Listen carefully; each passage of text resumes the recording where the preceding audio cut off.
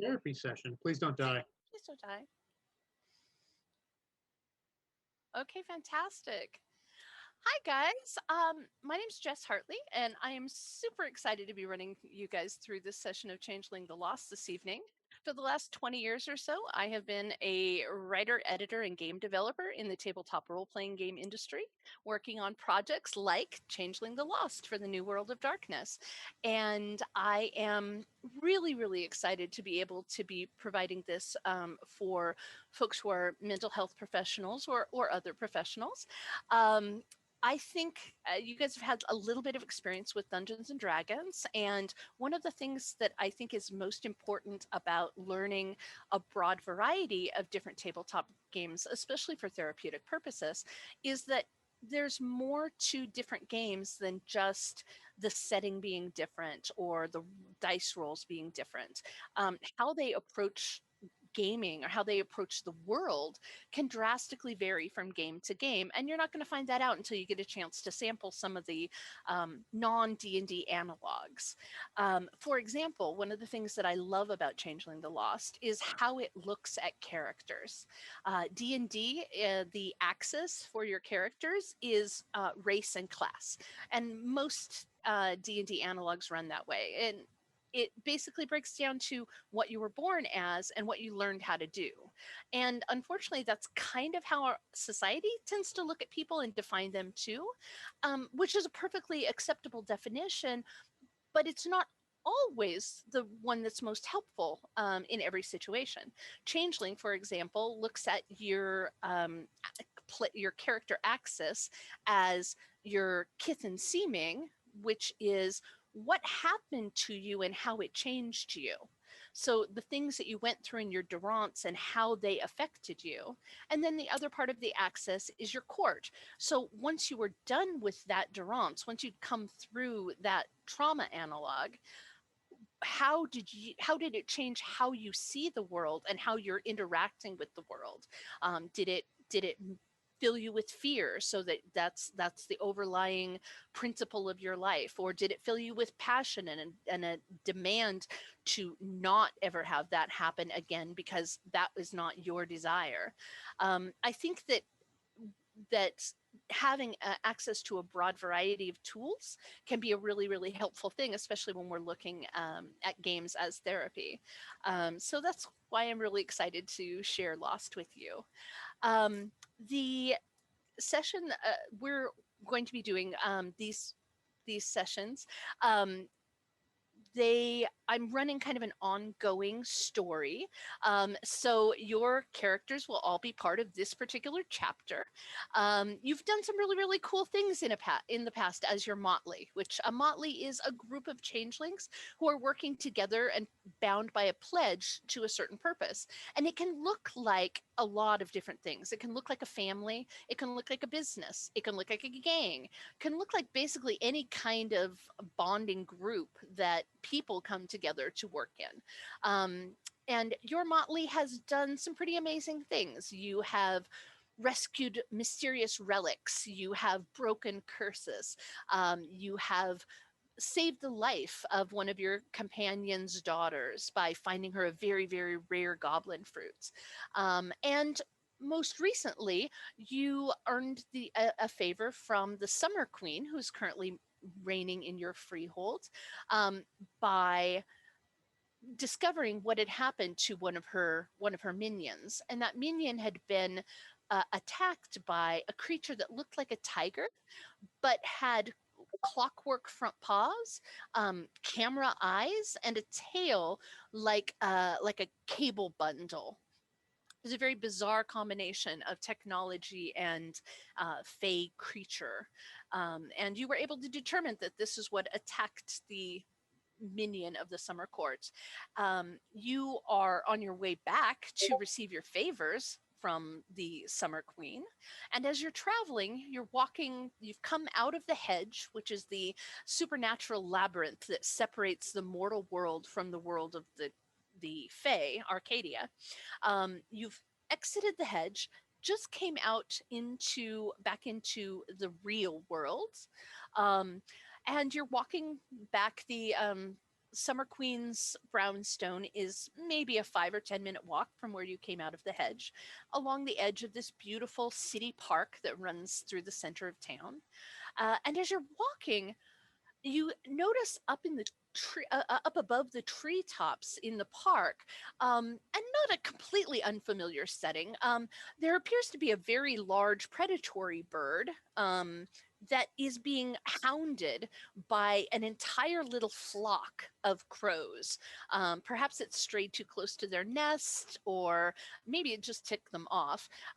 But there is definitely a great, great big bird that is being just harassed by a swooping swarm of smaller birds.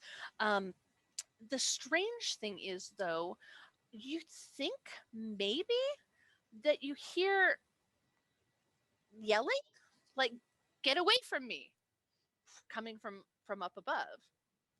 Would any of you like to do anything before we go any further? Yes, as Lou, I'd actually dart forward, take a little bit of an aggressive stance, and bark out, "Quit it!" Okay, wonderful. Lou turns and moves into the city park a little bit so we can kind of get underneath where this bird fight is happening up in the sky. And he snarls out, "Quit it!" And the bird don't really pay any attention at the moment. The big bird has its talons full. It is obviously having a hard time. There's like a feather, like a black feather, kind of does that helicopter swirl thing that feathers do when they're falling from heights, and lands down kind of on the ground near you. Yeah, you're from underneath him. You definitely hear, Lou, that the big bird is definitely cursing out the smaller birds. The smaller birds are just cawing, but the big one is calling them all sorts of obscene names as he's trying to fend off their attack. What kind of birds are the smaller birds? The smaller birds look like crows. It's hard to tell. They're pretty high up. They're still up above the treetops, but they're black, medium-sized, corvid looking birds. Probably crows. Frankie wants to get a look at it. This is a good fight. I want to see how it turns out. Delightful. Are you Especially when it's a bunch of little birds. That's the best. Showing this big bird. Are you going to move then into the park too? Yeah, I'm gonna move in. The best view I can get, right underneath it. Fantastic. Right underneath it. Yeah, it is like early morning on a Sunday morning, so there's not really anybody else in the park. You guys kind of are a little bit tired because you were doing your thing, your last little quest, throughout the night, and are coming back for your reward now. So it's real early, post dawn, but not too much past that. So Frankie, you see another feather kind of beaten up and bent in half, and that kind of thing comes falling down, and then one falls that's falling wrong. Instead of kind of the fluttering helicoptering that a feather will naturally do, this one is plummeting point first, and it drops to the ground right between you and Lou. Ooh, I want to pick it up. Fantastic. What's this? Don't touch that. What are you doing? How tall is the tree? Smell it, run up my fingers. It's heavy, right? Does this feel like a blade? It feels like the vein of the feather, instead of being like hollow keratin, is very, very thin metal. And the plumes of it have been attached into it, similar to how a fletcher will nock an arrow. Jordan, Sky, the trees are maybe they're about. You can look over and you can see they're about as tall as the third-story buildings. So maybe 25, 30 feet tall. And how far up are the birds? They're maybe another 15, 20 feet. Okay. One of my contracts, I can communicate with birds. Is that something I can attempt to shout out to them to try to break up the fight? 100%. You definitely can. Okay, so we're going to go take a look at your contracts, and which one of them are you going to use, dear? Tongues of birds and words of wolves. I can communicate with birds through whispers and empathy. And Jess, Fantastic. can I assist her with that to give her a little bit of bonus? So with mundane actions, you definitely can. With supernatural actions, it's I a also little have bit more. tongues of birds and words of wolves. Oh, okay. You know what?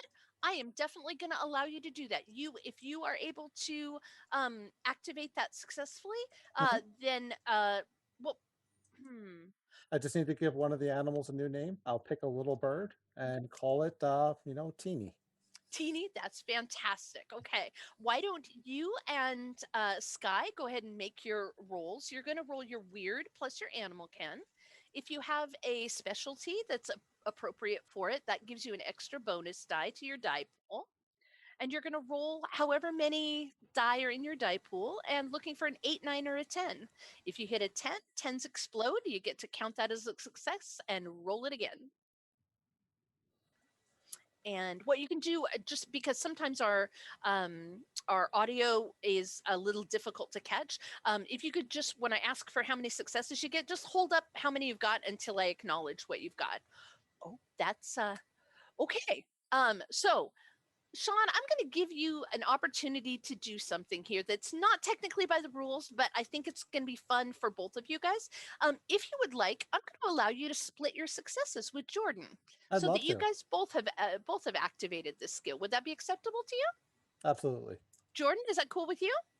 Yeah, I'd like to imagine maybe I like tried to say something and like hacked up and started coughing, and Luke had my back or something, and suddenly I can speak okay now. I love that explanation. That's fantastic. What a great way to get lend an assist to this skill. Okay, fantastic.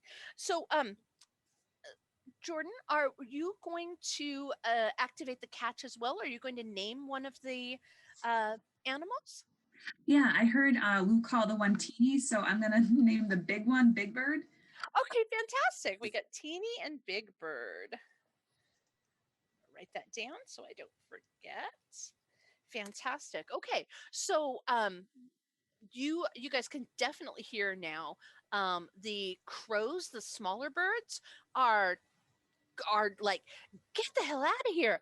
What the hell are you? You're an abomination. This is get out of our space. Get the thing away from our nests. And the big bird is just like, leave me alone, leave me alone, leave me alone. And as you're watching, the the the crows do a coordinated attack, like 3 of them in a row, just like hit the body of the big one and literally drive it out of the sky, and it starts to dive bomb for the ground. At first you think maybe it's just doing like an evasive maneuver or something, but it becomes very clear as the ground starts getting closer that this bird is not going to pull up and is on a collision course. I'll call out to the group, someone catch the big bird. The big bird, we're on the big bird side. Mm-hmm. All right. I Turning would to the like to- others, I thought we were how to deal with the crows. That's what happens when you get your butt kicked. You fall down. I'd like to use Consequences. Goblin's Malignance Okay. to draw all the crows onto me. Oh, very nice. Very nice. Okay, let's take a look at that. Goblin's Malignus. Redirect the target's wrath onto a new target. Okay, so you're going to get into a little bit of a problem here because there's like 8 or 9 of the crows, and this only works on one particular target. How would you like to handle that?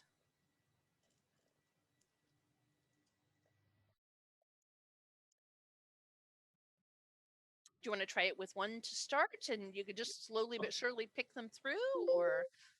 I'll start chaos. I'll target one and put it onto another of the birds. There you go. There you go. That's going to be very interesting to watch. Okay, fantastic. So so in this case, the victim of the target's wrath owes the lost a favor. None of these birds owe you a favor, so the catch isn't activated. You're going to have to go ahead and spend a point of glamour, and we are going to. You're going to roll your manipulation plus your persuasion, and then just let me know how many successes you get on that.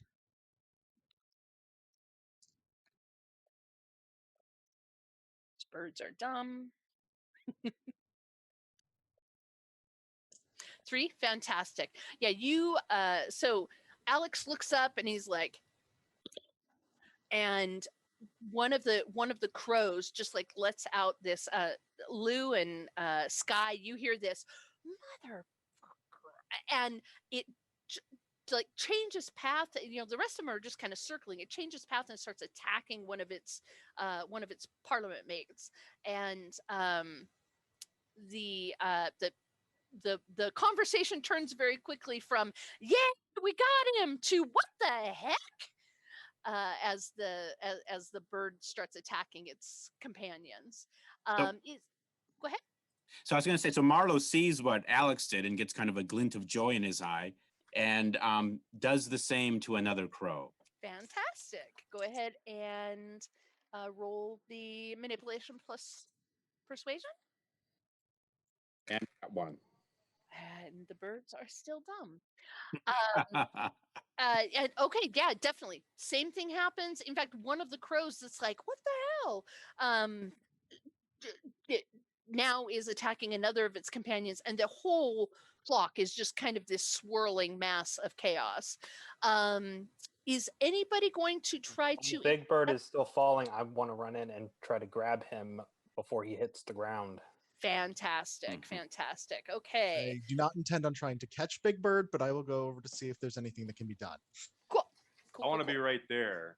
I hope he hits the ground, kind of though. So Marlo is going to kind of surreptitiously check out the I'm feather. not getting in the way. He's puffing up his chest and trying to look tough, but he's going to kind of use his training as a mechanic without anyone noticing to try to suss out what the feather might be going on with that kind of mechanical looking feather. So fantastic. I will get right back to you. Yep, of course. Ash, do you want to go ahead and roll me? How about dexterity and athletics? All right. To try and catch this big bird before it hits the ground. It is falling really fast too. So let me know how many successes you get on that. You got 2, fantastic. You move right underneath it, hold out your hands. It is a big bird. I mean, it is probably, its wingspan is probably eagle sized, but its body is, its body and head are definitely like crow sized. And when you look at it, you realize that like it's got extensions, like almost like a second row of mechanical feathers, or at least half mechanical feathers, to extend out its wingspan by a good foot on each side. And when you turn it over, its beak isn't a beak anymore. It's this weird kind of grindy looking set of cogs and gears that looks like it would just like pull, and it's running even though there is no light in the animal's eyes and it's not moving. The cogs are still running. If you put your hand or something too close, it looks like it would just consume them and pull it into the creature's mouth. Marlo, on that note, the feather, let's see, are you using a contract, or are you just using I was gonna say, what skill would that be? I don't have a contract.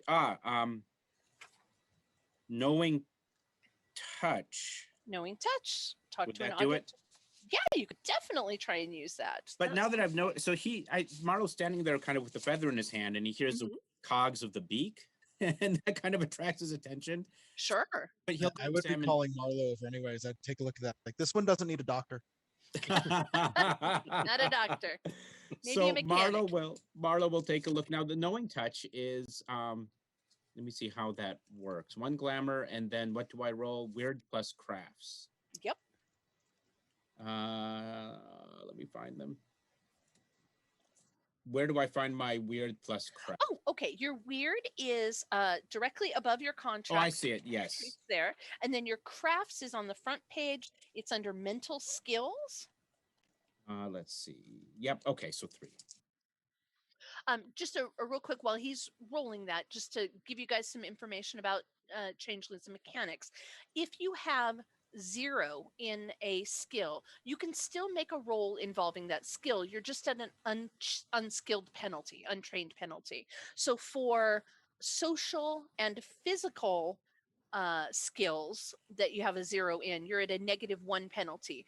If for mental skills, you're at a -3 penalty because they are things that you really kind of have to learn. Some people are naturally athletic, but nobody is naturally academic, or at least not in terms of the skill roll kind of thing. So, Marlo, how'd you do? I got one success. It was a 10 though. Okay, fantastic. So that's going to count as a success, and then you get to roll it again to see if you Okay. get more successes. And I did not. No. So one success. Fantastic. That's enough to activate the contract without any problem whatsoever. So the mechanics of that are understand details of the item's construction. Bonus equal to the lost weird to repair or modify it. So if you were trying to repair or modify this, you'd get a +1 bonus. Know how to most effectively disable or break it. Well, it's a little late for that. It is broken. As you're watching the cogs slowly grind to a halt. And it's very obvious in the little like lenses that form this creature's eyes that there's no more light going on here. What you're looking at it, and it's very confusing. It's not like anything you've ever seen before, but you're able to figure out that this appears to be when you look up at the crows overhead and you look at this thing, it looks like somebody took a crow and then added on to it. Obviously, the mouth was a substitution, and if you like open up its little maw, you can see that it feeds into a gullet that is very similar to a crow's regular gullet. So it's not a entirely made thing, and nor is it an entirely natural thing or an entirely fey thing. It looks like something that somebody has added on to. He will convey that kind of grudgingly to the rest of the group. This crow has been modified somehow. I'll try and get the attention of Teeny to fly down and tell us when this abomination showed up. Fantastic. Let's see. That is Lou. Let's see. You have the tongues thing. Okay, fantastic. I'm just going to have you, being so you've already established contact with them, you can speak their language and understand them. I'm going to have you roll presence plus, well, it depends on how you want to do it. Are you going to try and sweet talk them? Are you going to try and snarl them down? Which social skill avenue are you approaching this, trying to get them to come down? Like a scared parent that just caught its child going into traffic, I'm using intimidation and threatening why they are trying to Get attack. down here right now, young man! Yep. Fantastic. Okay, so go ahead and roll your presence plus your intimidation. Because you are inherently a predator and this is a prey species, I'm going to give you the specialization. So add an extra die to your die pool. And I'm going to roll for them. Oh, geez. Okay. I've been rolling and not getting any successes at all for these birds, and I just got 2 10s and a 7. You got 4. Okay, wonderful. And I didn't get any successes the second time, so you definitely win. Yeah, the teeny, like, kind of swoops down. It lands in a branch, like not too far away from you. The branch is maybe 10 feet up or so, but within easy conversational distance. And it kind of looks at you and Yep. I motion Sky over as well. And I look at the bird and go, "What are you doing attacking something 5 times the size of you that has made out of metal? Do you have no sense of self-preservation? I thought that you would know better than this. When did this arrive?" we hates it. It just showed up and we hates it so much. Which direction did it come from? Did someone send it? It came from, and it points over the big metal tree. I'll look and try to identify where it might be gesturing. really, really easy. In the edge of the city park, there is one of those cell towers that looks like a fake tree, Okay. but not really very much like a fake tree. Yeah, definitely that's got to be the big metal tree there. I'll nod my head and say, you know what you need to do? You need to think about your life. That's right. You're going to end up dying if you're not careful. And then what are all your crow friends going to do? They will Sky, do you live. have anything to say? Yeah, I want to say I am also very mad at you because you are so mean. With that, I'm going to But go we over and hates mention it. to Marlo. But we hates it. No one thing has dominion of the sky, I say. But it's wrong. It's wrong. It's broken. It's an abomination. It's I walk away. poor Tiny. Marlo, apparently the bird said that this thing came from that cell tower over there. I don't know whether or not this is anything you can figure out. I don't understand what's going on with this. So Marlo will kind of hesitate, and he'll pull out his sword, and he'll say, well, let me see if there's any threat over there. Well, And wanders over, he'll kind of surreptitiously try to examine the tower. Does it look modified at all in any way different? So he's going in kind of warrior stance. Okay. So he seems to be charging, but he's kind of surreptitiously examining the tower as it comes along. Okay, it's going to be a little bit of a long charge Oh. because So that's okay. he may stop for a breather on the way and then start charging again. You sure you need that? He's not a big guy. The parks are probably about a block and a half to 2 blocks wide and about 4 blocks long, and the clearing area is in the center of like one top half, and the big tree, the metal tree, is at kind of at the other end. There's nobody else in the park, so you can definitely charge over there, but you're definitely, if the rest of the crew wants to remain in verbal communication distance, they're going to need to go with you, or you're going to separate out the party. So either way is fine with me. Just let me know which one. So just Go with quick it if I see him question, heading guys. Quick question, guys. Are we going to let Don Quixote go charge at that windmill all by himself, or are we going to go with him? Why is the Coming tank with, quit but I'm taking not off without the charging. healers and the DPS? You know, that is a very good question. I really would like to know why the tank always does that.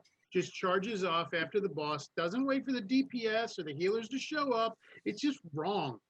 Leroy Jenkins. Charge.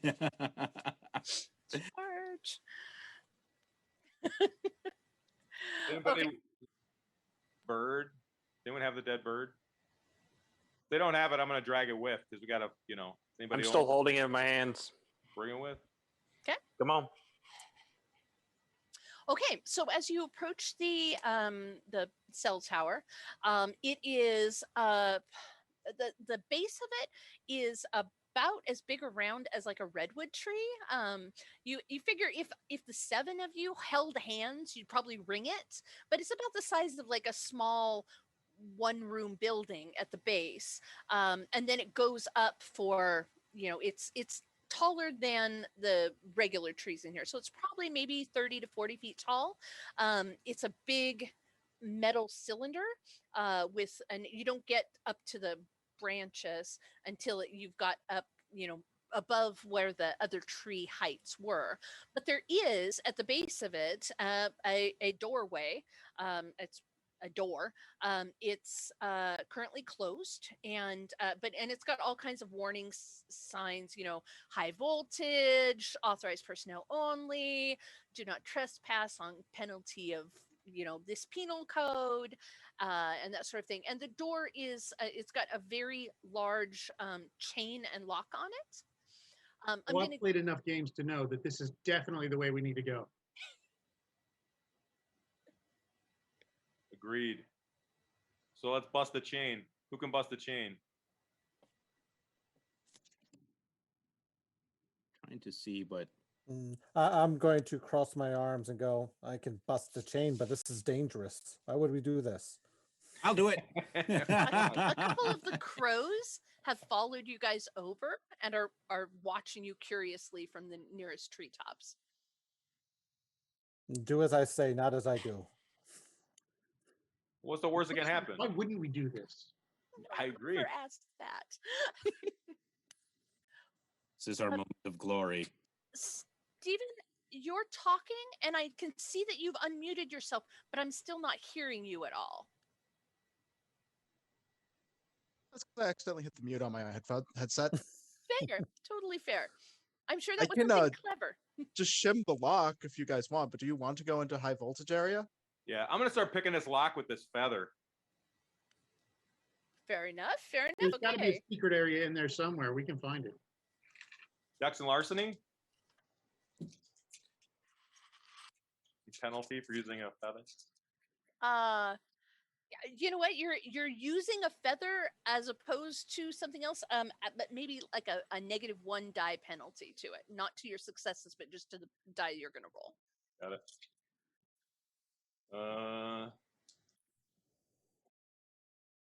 4 successes. Fantastic. Yeah, you definitely picked the lock. That big old master lock. It's one of the stereotypical padlock kind of things. Pops right open. Is there a chain with it wrapped around? I'm gonna Yep. wrap it around my fist. Nice. And you would notice that the chain and the lock both super rusty. As you unpopped them, like rust flakes are falling off, and it looks like it hasn't been opened in quite some time. Is Good there anything in infection the when I hit tower? someone. Go ahead. I was saying, is there anything in the tower that looks like it could have been a point of egress for that crow? Is there anything, an opening higher up or nothing? There's not. It's it looks like a solid metal tube all the way to the sky, with metal branches off of it at the height. The door that's changed shut it's kind of like what I envisioned, like a submarine door being. It's metal to metal, and there's no window or anything in it. There doesn't appear to be any windows on the outside of the tree trunk at all. And the birds are in the tree watching you. I'm opening the door. Okay. Here we go, guys. So One. Marlo Balloon. So Frankie reaches. It's got a turn, a drop down handle. It doesn't want to turn at first. Like you gotta to get it past that point. It's obviously been rusted in place a little bit. When you push the door forward, there's just a really like stale smell inside. It smells metallic, and like a little bit of oxidation, like rust and dankness and dampness and that kind of thing. But it's a completely dark room that is the size of the trunk piece. So it's obvious it's not like partitioned out into separate rooms on that level. And there is a metal staircase that goes up in like an industrial metal open frame staircase with a railing that goes up into the upper portions. Do I see any surveillance inside, like cameras or anything like that? Nope, nothing active. It looks like this. It looks like this space has not been opened in quite some time. I'm heading in. What's the worst that could happen? Oh, if that's not an opening for a joke, I don't know what is. Sky, you hear the two ravens trying to figure out what it is that you guys are doing. They're like talking to themselves, like, "Why? They were so mad. They were so mad. But now they're going. Why are they going in the tree? That's weird. That's where that thing came from. But they're going in the wrong way. Why are they doing that? That's weird. Why are they? There's no other side of that. What happened? What's happening?" I'm gonna call Lou over and I don't know if Lou heard, but I'm gonna fill him in. I'm gonna call up and I'm gonna say, we will be much kinder if you tell us the right way to go, please.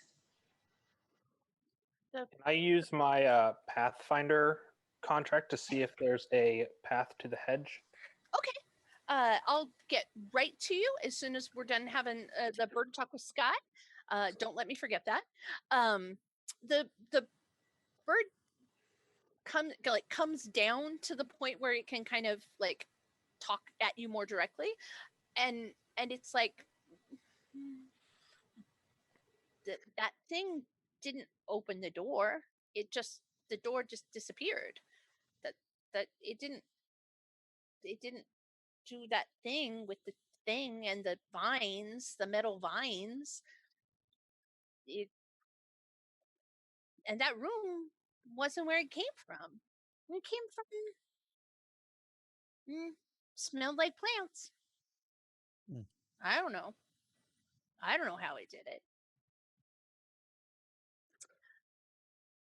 Are there any other windows, like this tall metallic tower? Are there any windows that we can see from it, or it's completely Nope. window? It's just it looks almost like the base of like a wind turbine or something. It's not designed for people to like look out or that kind of thing. It's why don't you so Ash, you had an action you were going to do. Remind me of what that was? The Pathfinder. Pathfinder, fantastic. Let's take a look at that real quick. And then Ash, Pathfinder. Locate hollows, trods, paths to and from Arcadia and other details of the hedge nearby. Fantastic. Roll me an intelligence plus your weird.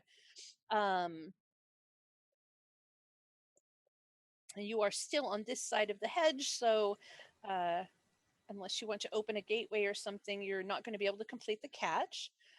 So you'll need to spend a point of glamour and let me know how many successes you get. 4, fantastic. Okay, for each success, you can learn one pertinent fact about the local hedge within the line of sight. Now you've got a little bit of problem because there is no currently active gateway into the hedge right here.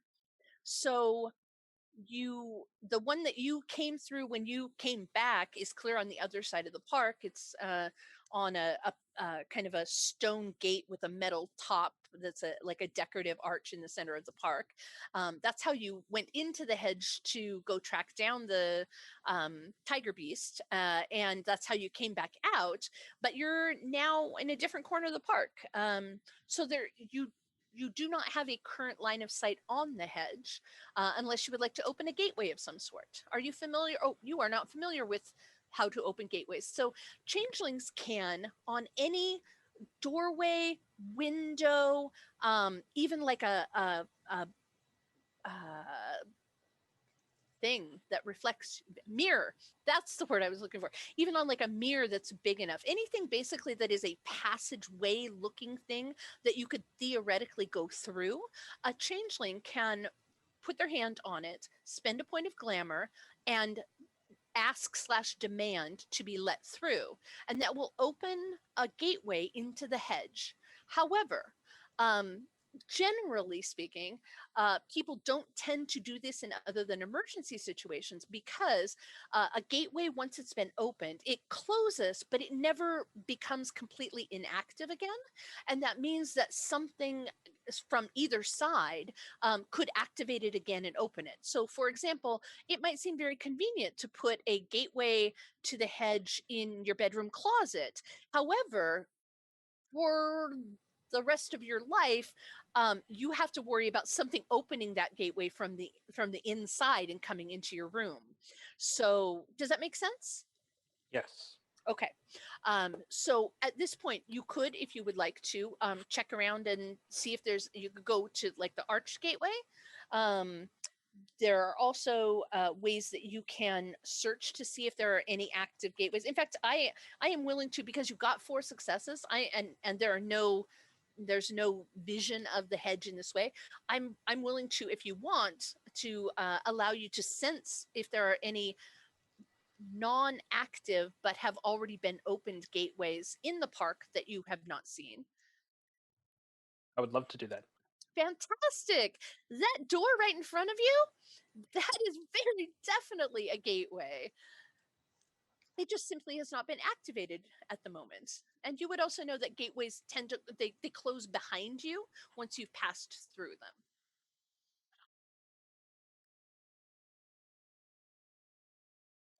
Well, guys, what do you think? How much is what people are learning, sharing with us at a game? That's a really good question. How much are you gonna how much are you gonna share? Ash, are you going to tell them about what you've discovered? Yes, I will tell them everything that I discovered. Info dump here. Here you go. So back into the hedge. Are we that curious about this? Curious. Are you kidding? I'd We like do to want to go get caught? report that we finished our job. Yes. Yes. Thank you. I just want to get a Mountain Dew and some Cheetos. Then we can go back into the hedge. Is our reward a +9 ogre slaying knife? Yeah. What's our reward? Is it going to be like awesome, or is it like? The I'm pretty sure it's Twinkies. the promised and pledged reward was a major favor for each of you. Eh. How big a Twinkie are we talking about? New York The State. size of the Empire State Building. Well, hold on. I got an idea. That's a pretty big Twinkie. You're right. We should go back. We should get our reward, and then we should tell her about this and get paid to go solve this mystery. There you go. And we should That's really what- talk that's what about how Pellegrino called terrible Right, this thank you. bird was. And it's fey, and everybody can see it, right? There's no seaming on this bird. Like this thing's looks. Guys, I'm tired of holding this thing. It's pretty heavy. So the bird definitely has a seaming. It's definitely it is a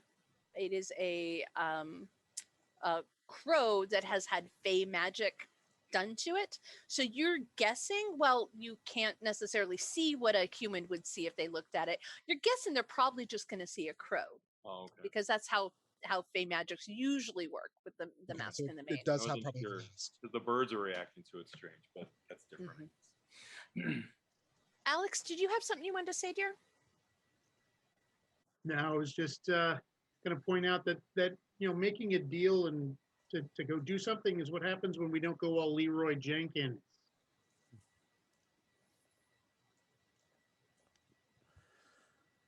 Well, Marlo's going to do what Marlo's going to do. I'll go along with the deal. I will go along as long as it results in us getting some action later on. I will go along with the deal. What kind of action are you looking for? The kind that involves a blade and heroism and maybe a song or two written about us eventually.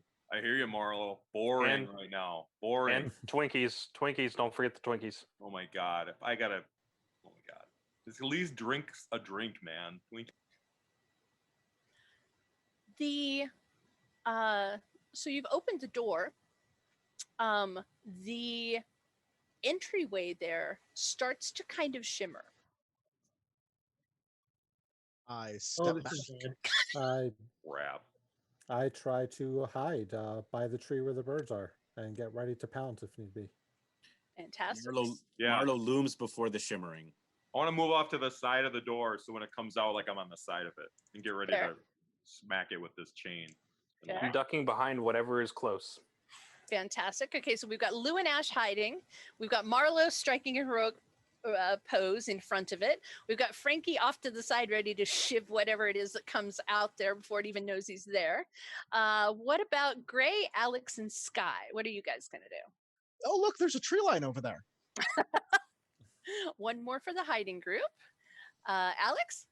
Alex is going to stand out there kind of a little bit to the side of Marlo, but with his head just kind of in his hands. Like, And Sky?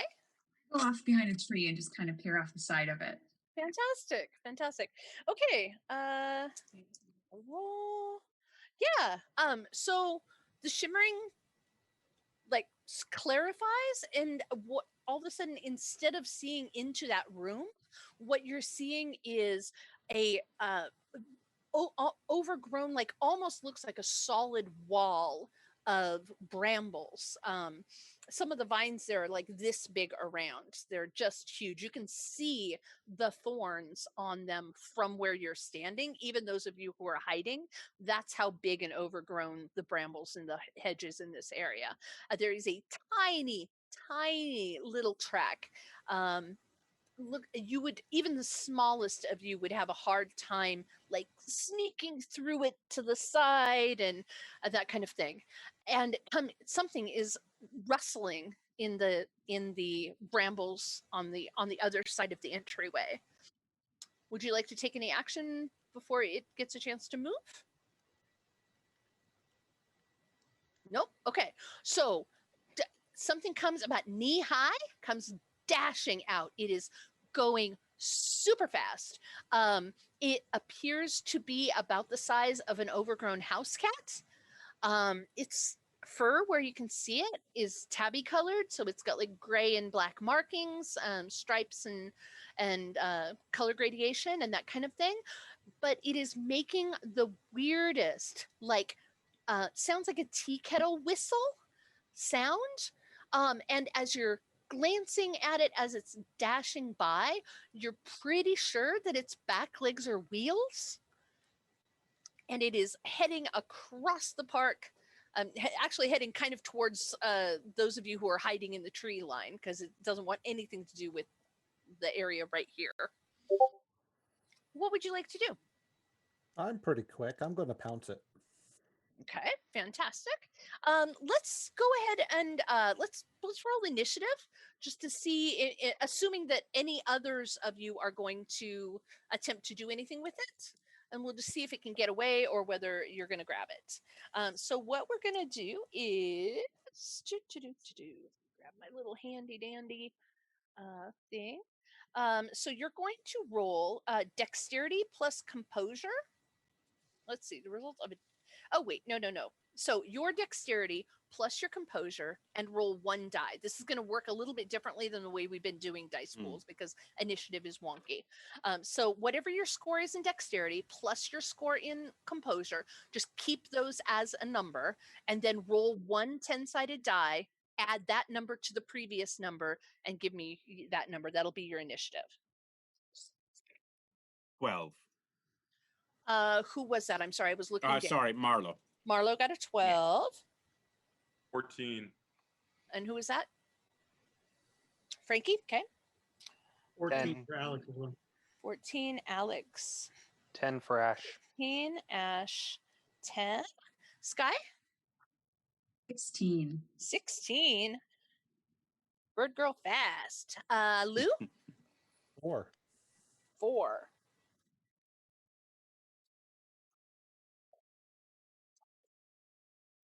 And Gray got an 11. Lou, Sean, I think I have not successfully communicated to you the proper way to do this because you should have more than that. It's so it is the score of your dexterity, so a 3, plus the score of your composure, which is a 2, so that's a 5, and then you're gonna 6 then. Yeah. Okay, 6. Got it. Okay. Fantastic. And then Gray got a what? 11. 11. Okay, fantastic. So let me roll for the cat. It got a 5 plus 2 and 1. 5, 2, 1 is 6. So the cat's going to go at the same time as Lou. So Sky, you're going to go first. Do you want to do something? Might want to. I just want some clarification. So 100%. So for a contract, do you if you do the catch, does it just not cause you or cost you any glamour, or do you have to do the catch in order to do it? No. The catch is just a shortcut, so it doesn't cost you the glamour. Exactly. Sure. I have Viridian Embrace, and when outdoors or around a lot of plants, make nature aid you. I want to see if I can get some vines to kind of go after the tabby cat, maybe getting within the spokes of the wheels on its back leg to either slow it down or stop it. Super smart idea. Unfortunately, Viridian's Embrace is one of those contracts. If you look at what it says it does versus what the successful mechanic actually is, it doesn't do what it sounds like it's going to do. So what it will actually do is for every success you get, it'll give you +1 to your perception, your movement, or your stealth, and your speed for the scene. So it doesn't actually command the vines to move. That's a much higher level contract. Yeah, so it adds possibly to movement or +1 speed. Movement. So yeah, I'll try to catch the cat creature. Fantastic. Okay, so go ahead and roll me weird plus expression. As you're basically calling on the plants in the area to come to your assistance. I got 1 success. Well, Fantastic. It's a 10, so I get to roll 1 more, correct? Yes, definitely. So still just 1. Okay, fantastic. Okay, so now for the rest of this scene, which is basically as long as we're doing this thing that we're doing here and have not moved to another area or taken on some major change in focus, you will get +1 to any perception rolls, any movement actions, any stealth rolls, or +1 to your speed. And that is a instant action, so it acts as your action for this turn, but the effect will last much longer than this turn. Okay, so now we have Frankie and Alex. What would you guys like to do? I'm gonna try and whip this chain and let the lock try and wrap or grapple his wheels. Okay. And just that's what I'm gonna try and do. Okay, fantastic. Why don't you roll me, because you're using it kind of as like a whip, we're going to do dexterity and weaponry. And I have a specialty in improvised. Fantastic. This is about as improvised as you can get. So just let me know how many successes you get. And let's see, I am going to do it. 2. 2 successes. Okay, let's see. And I am going to do minus the defense plus armor. It doesn't have any armor. And do that. Okay. You still get 1 success. Yeah, you definitely you whip that thing out. It doesn't actually catch in the spokes, but it hits the lock hits the back wheel on this side and flips it so that the cat turns over on its side and its wheels are still going and that teapot screaming is still going on. The wheels are going like crazy, but it can't go anywhere because it's literally cart over on its side. Can I move to him at the same time? Yeah, definitely. And then Alex, what do you want to do? I want to kind of approach going and try and get it to calm down a little bit. Okay, cool. Let's try. Let's use your. Let's see. We could use your presence and animal ken. That seems like a good combination for that. So that. Let's go ahead and give me that dice roll.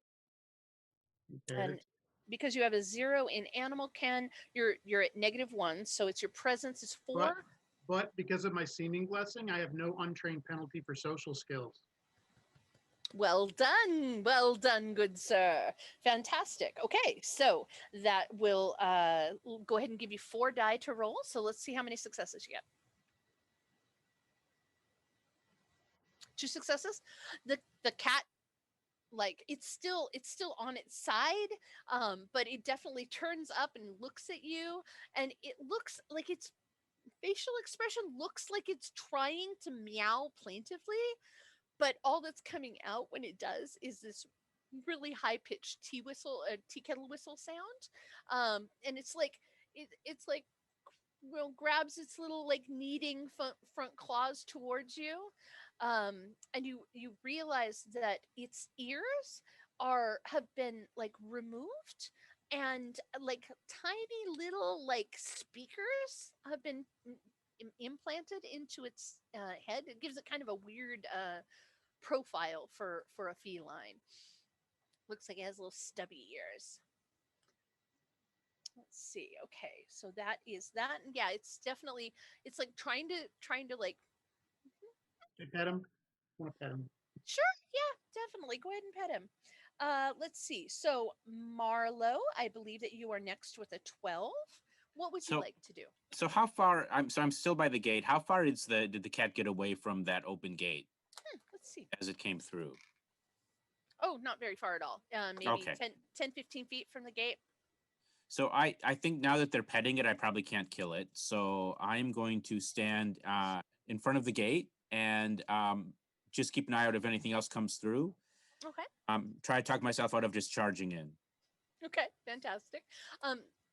Let's see. So that's Marlowe, and then we're going to go with Gray at an 11.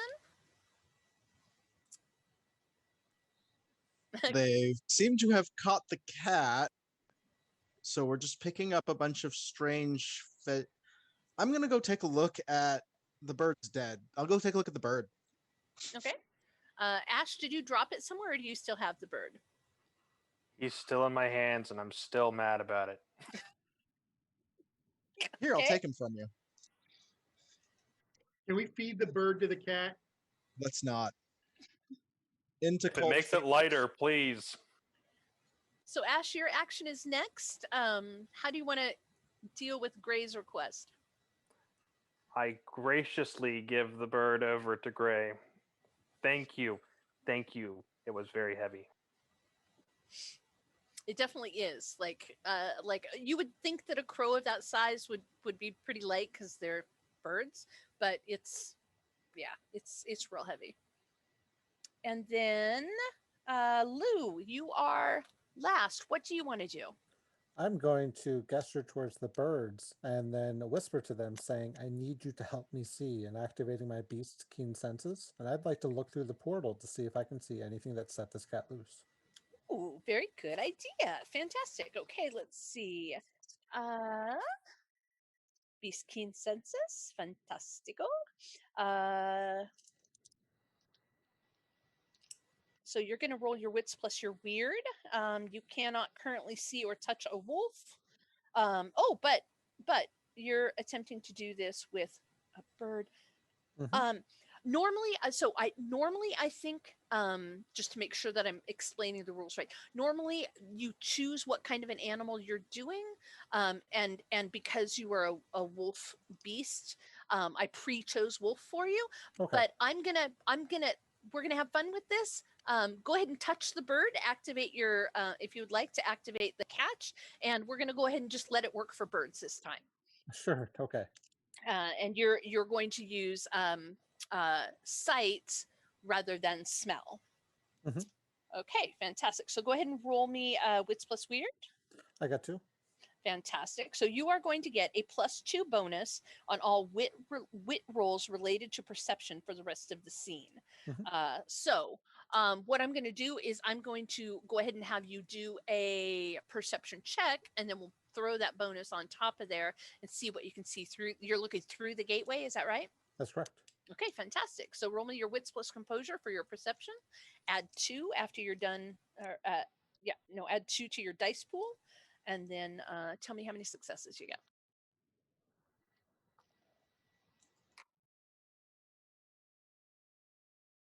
I have 4 successes. Oh, very nice, very nice. So you don't hear like movement or see movement on the other side, but you can see like right up about it, like a little bit above eye height, there is a little space where the branches and the vines just don't happen to overlap each other for a little bit, and you see what looks to be the tip of a chimney with smoke coming out of it, and it's a good distance into the hedge.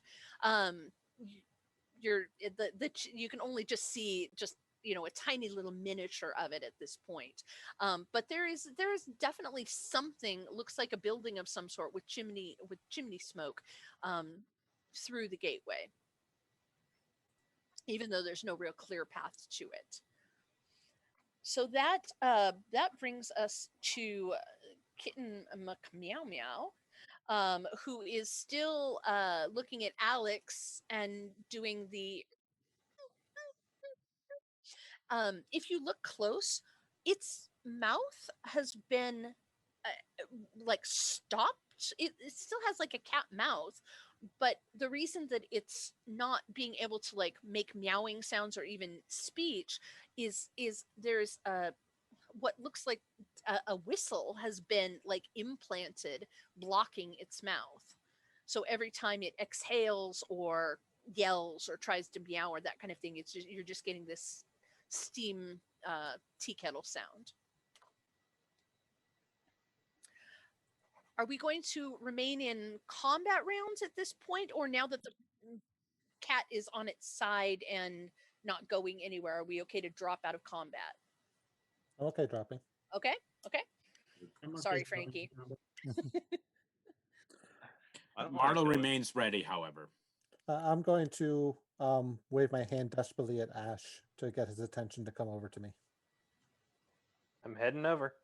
Ash, use your talk to plants. Ask them who did this.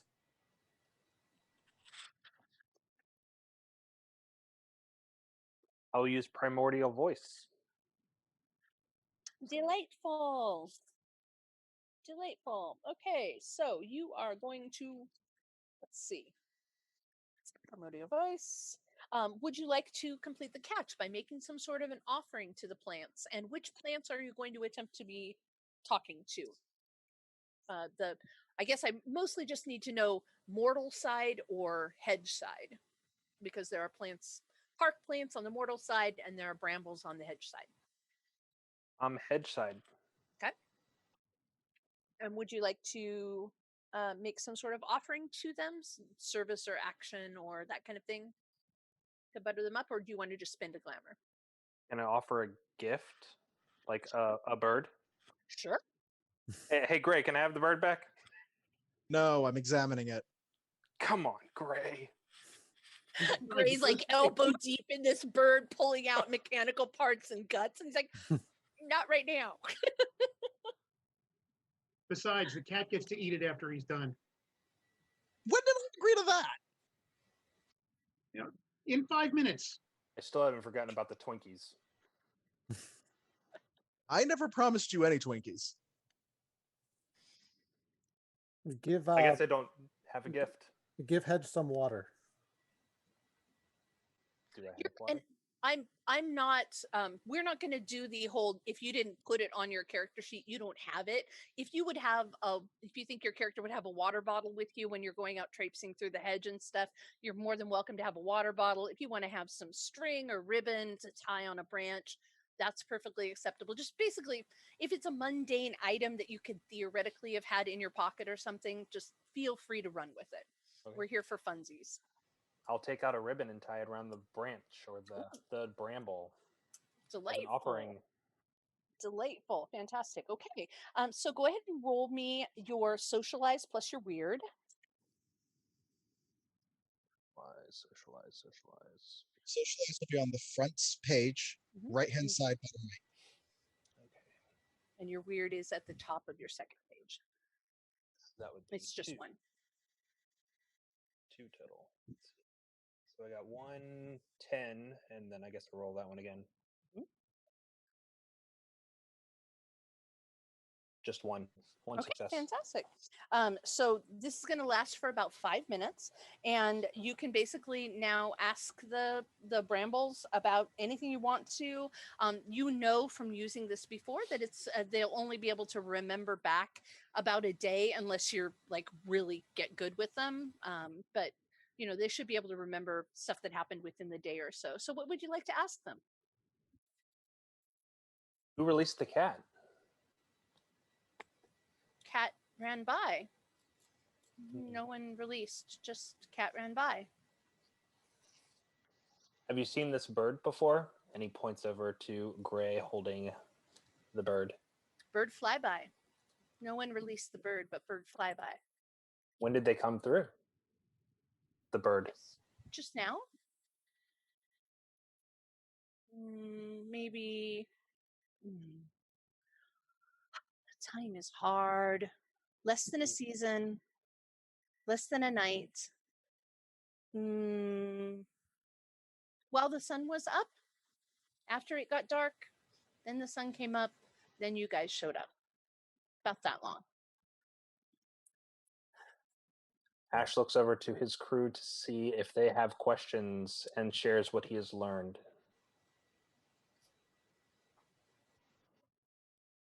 That doesn't give us much to go on. How long has this door been here? How long has the door been here?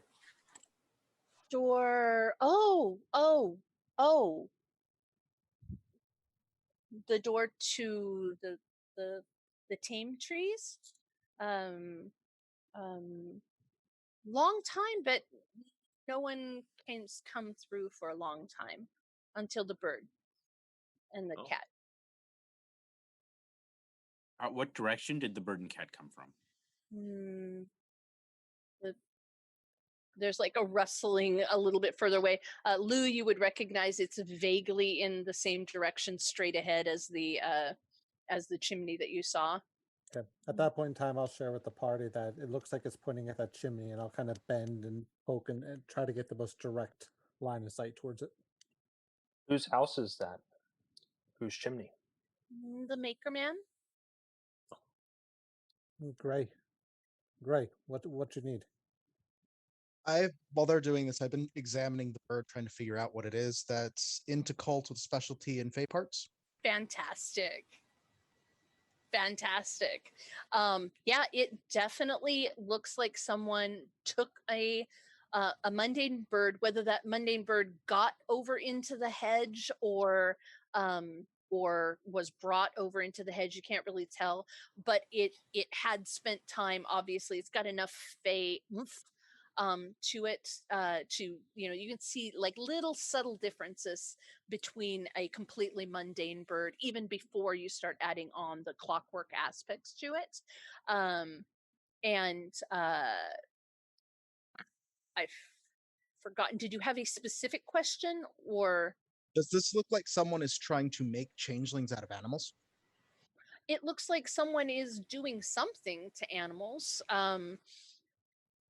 making changelings out of them. I mean, they're not human sized, they're not people-y. It'd be hard to tell exactly what they were. If they were aiming for changelings, they have fallen far short, because every changeling that you have met has been vaguely humanoid sized and bipedal, and the two things that you have seen here so far have not been. However, someone has definitely been tinkering with them with some sort of fey magic that is far beyond what you've seen changelings be able to do to.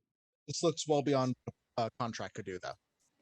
Yeah, you don't know of any contract that would do anything like this. In fact, the idea kind of makes you squicky, because it's Ash, neither natural nor fey natural. you mentioned something about a maker man. Mm-hmm. Ask them if that thing's been nearby. Has that thing been nearby? What thing? Which thing were you talking about, Gray? The maker man you mentioned. The Maker Man. I've not seen the Maker Man here in seasons. He doesn't come down this path anymore. Can they make room for us to see better? Could you move? One more ribbon. I offer another ribbon. As soon as you get it tied on to the branch, that branch starts like shifting kind of like happily, almost like it's preening, and they clear the path, clears what had been like you'd have to squish through it sideways, maybe get on your hands and knees in a couple places, clears to well, none of you are ogres, so you're going to probably be able to get through there, but it's definitely a single file path at best. And like any time that you're going to be walking that close to brambles, you're going to have to kind of like unstick yourself as the branches and the thorns reach out to kind of grab at your clothing and stuff. But it definitely makes a much wider space than what was before there, which was basically wide enough for the cat to get through. Marlo goes first. Yeah, Marlo is perfectly happy to take on the great evil who is creating these torturing these poor creatures and making them into these abominations. So he will begin to ready. What does he need to do for the bite of the wooden fang to create the whip made of plant material to use for? Well, you could basically just take a piece of vine here in the thorns. I mean, stereotypically, thorn vines are the thing that that contract is often activated on. So you could just break off a piece of thorn vine if you wanted to. I will do it on this side of the gate, so I'm not killing anything that Ash is talking to. That's very kind of you. Yes. Do we have a contact phone number for anyone in the freehold? Yeah, you definitely have a contact phone number for the Summer Queen because you were working with her. Oh, I like what you're thinking, Gray. I Let's get will paid be calling- first. I will be calling that in now. Yeah. Lenora Summers' This works. office. This is Grafe with the motley of, I don't know what our name is. That's fine. We have returned Gray. from the job the Summer Queen sent Gray. us. Put it on speakerphone. Gray. Like, Tell her we're the Motley Crew. and found a potential additional Fey incursion. Oh, Well, as soon as we came out of the hedge, 2 different animals showing Fey adaptations. I know of no contract that could possibly have done this. One was a bird that was killed by a group of a murder of crows, and the other was a small cat, which is still alive, I think. It's whistling over there. He's my friend. I'm naming him Rush. I'm sorry. Our connection appears to be. You said the cat was whispering. Whistling. The cat. Here, was just listen. Well, please stop. Ow, ow, ow, ow. That's very loud. Can we do a video of it? I mean, we got it right here. Okay. So you would like for me to let Queen Lenore know that there's a whistling cat in her freehold? There is a cat and a bird that And are bird. A whistling that have bird? been no. Please No. pay attention. There's a cat and a bird that started as the individuals as normal of their species, that came out of the hedge with additional mechanical additions added onto them, and from what I was able to do dissecting the bird, had been changed by Fey magic in addition to that. Well, that doesn't sound good. Let's drop the That's Maker Man. Maybe she knows the Maker Man. There's something also that our elemental, our wood-blooded elemental, mentioned that Yes. the local hedge was stating that there is a Maker Man near that as well. A what? Could you say that It's again? what the Maker Man. Oh. Hang on just a second. Let me check some records. There's the sound of pen against paper. There's the sound of paper flipping, like filing. Oh, okay. That's very strange. I have some records here from a few years ago. We had an individual named Jeremiah Maker. He was courtless, but he hasn't been accounted for on any of the freehold rolls for a couple of years now. Is that the person that you're talking about? Could very well be. I don't know. Would you recognize him if I brought his head? Well, I'm fairly certain that the queen would, but perhaps we could fall short of blatant Starlight, if we're slaughter bringing of other his head- changelings. If we're bringing his head, it will be attached to the rest of him while he's alive, hopefully. That would be preferable. He was, according to our records, he was on the freehold census for a number of years before going missing. I've got a note here. Someone assumed that he just moved, but I don't know. So you would like for me to pass this information along to Queen Lenora? Yes. Okay, As wonderful. I know of no contract, and Autumn knows of no contract that can do the things that I am seeing on these animals. Certainly. Hold for one moment, please. And there's a pause. The music, a very, very annoying, like 90s battle music kind of thing going on in the background. And Who will be singing out loud, "Do You Know the Maker Man"? I think I hear in- some Motley Crue playing. in a couple of minutes, the phone picks back up. This is Lenora. I've heard your report from my assistant. So I'm to understand that you have encountered a bird and a cat that you believe have been modified somehow by fey magic. Fey magic, so hobgoblins, fey, or rogue changeling somehow. Or perhaps one of the fair folk. Okay. And how did Jeremy Maker come into this? Our wood-blooded there? elemental. No. Oh, Our okay. wood-blooded elemental Mhm. looked through the hedge, looked through the Mhm. looked through the into the hedge, and Mhm, spoke mhm. to the brambles Oh, there. okay.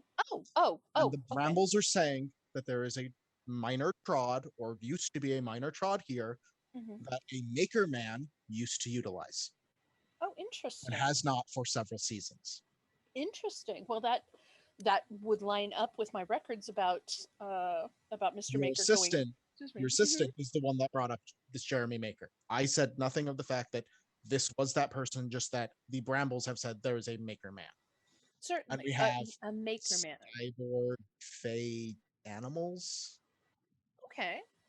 Well, I have you. Where are you on the mission that I actually sent you on? We had just completed it. We're on our Oh. way to talk to you. Oh, okay. When this literally, we walked out of the hedge and the bird was there. Oh.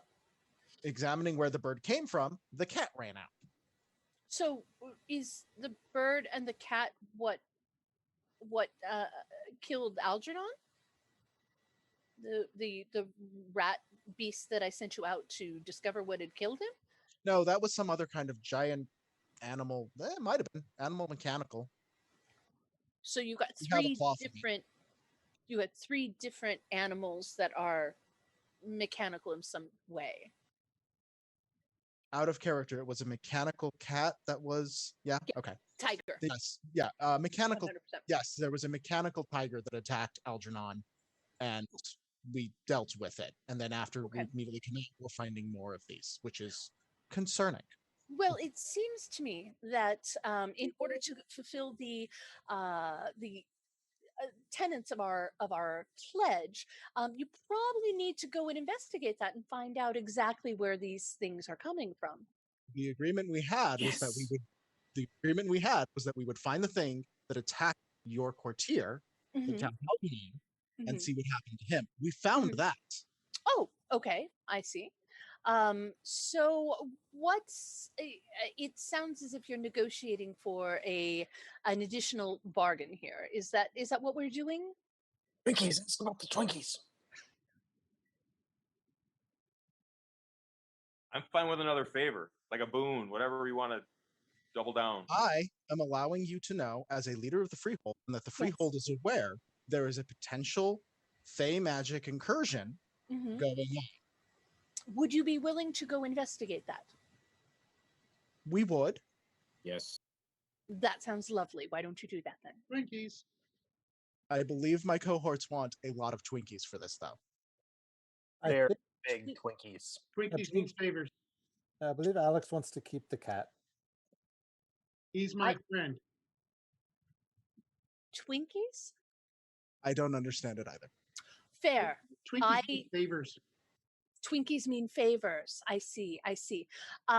Yes, I would be willing to extend our pledge if you are able to find something useful out about this incursion. If it appears that it's over your head, please don't hesitate to come back and report in, and I'll send out some summer courtiers about it. But if you can gather more information, that would be lovely. We are happy to gather information for you. Delightful. Thank I'm you not very very much. happy. You never are, Marlo. I think that was just Lou, wasn't it? I don't know. It's hard to tell on this. Do you have me on speakerphone? Gray, why did you say my name? No, not at all. Not speakerphone at all. All right. And Twinkies. Wonderful. We'll call again when we I have look forward to hearing back from you. We shall Like, clothe ourselves in glory. y'all are redonkulous. Okay. So now that we played the world's strangest game of telephone, how would you like to proceed? Marlo, you want to lead the charge? Happily. How fast should I charge? Do you want to be able to keep up with me, or want me to take care of them before you get there? Do you Oh, want you're a just gonna healer and Leroy DPS? Jenkins anyway. I think I'll let them come with me, yes. So Marlo's happy to lead the way, though. Blade out, whip out, ready to rock and roll. Like Motley Crue.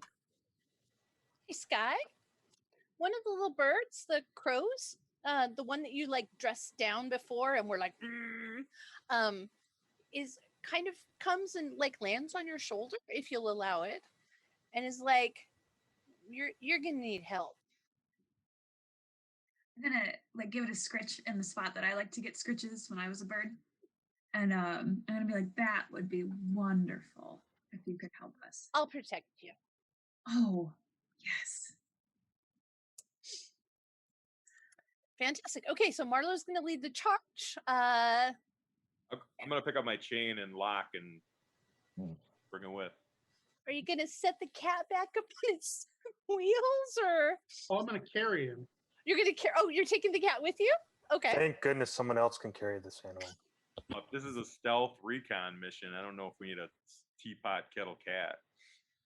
I'll keep him calm and get the whistle stopped. If nothing else, can be used as a distraction as we run away. I like Stash the that. bird. I'll stash the bird behind the cell tower, kind of in an out of way spot if I can find one. Yeah, no problem. There's a little outcropping of blackberry brambles that are kind of reminiscent of the hedge, which is what Frankie uprooted some of to make the weapon that he used. So you can just like tuck it back behind there, and chances are, until a scavenger comes along to snack on it, it'll probably be mostly hidden away. Okay, so y'all are going into the gateway, into the hedge, yes? Is anybody not going into the hedge? I'm going happy to in. go second if people don't want to go. Yep, I'll go last. Fantastic. Lou, you would notice, as often always happens, once you guys have passed through, you're starting to walk forward a little bit, you glance back, the gateway has closed behind you, so you can no longer see out into the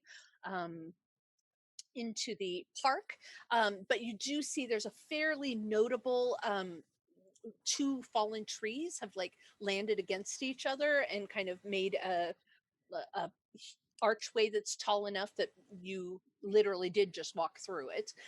So there's a very clear marking for where the gateway is back in, should you need to make a hasty retreat. If need be, I'm going to go ahead and take out a pocket knife and just kind of mark it with a P for park. Sure. Cool. Then I'll catch up with the group. Fantastic. Okay.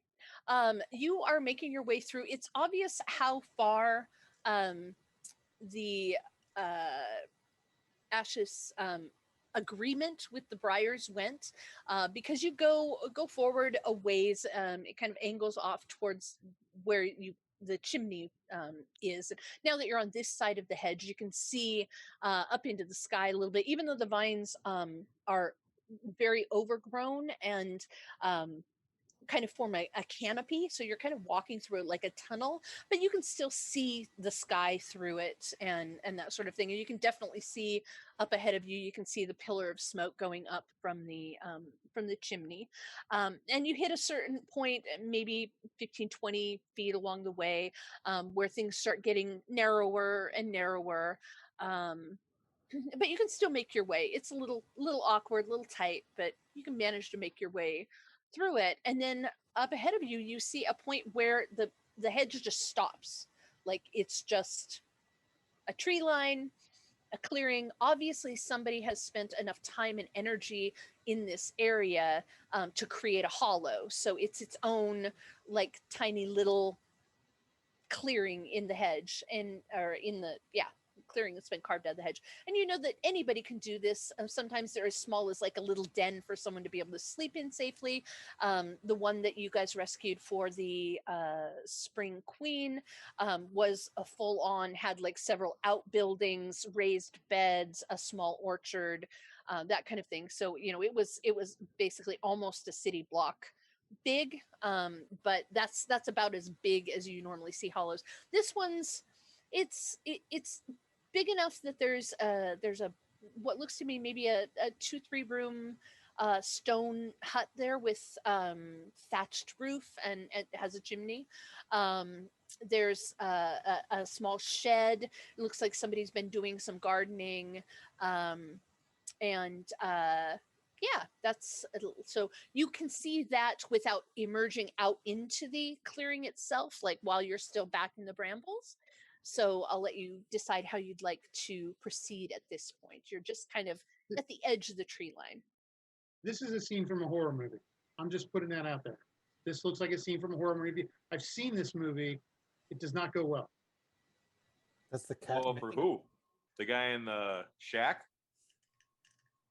The guy who cut his hand off and put a chainsaw. Did someone ask something about the cat? Oh, I was just making a joke. Does the cat make it? Oh, the cat always makes it. The guy who charges in first always makes it to it. I believe. I'm not sure. I'm Says Marlo as he charges in. I think you're right, Marlo. Go for it. not. Marlo will kind of whisper to Frankie. Frankie, I'm going to let you be my better judgment here. I'm not really keen on the stealth recon. So you let me know when the cutting has to happen. But we don't see anybody, right? Nope, there's nobody visible. I'd actually like to try to see if there's any scent on the wind, someone that I can't see. Fantastic. Why don't you use? Why don't you use wits and investigation? And because you're using scent, you get your extra die bonus for your specialty.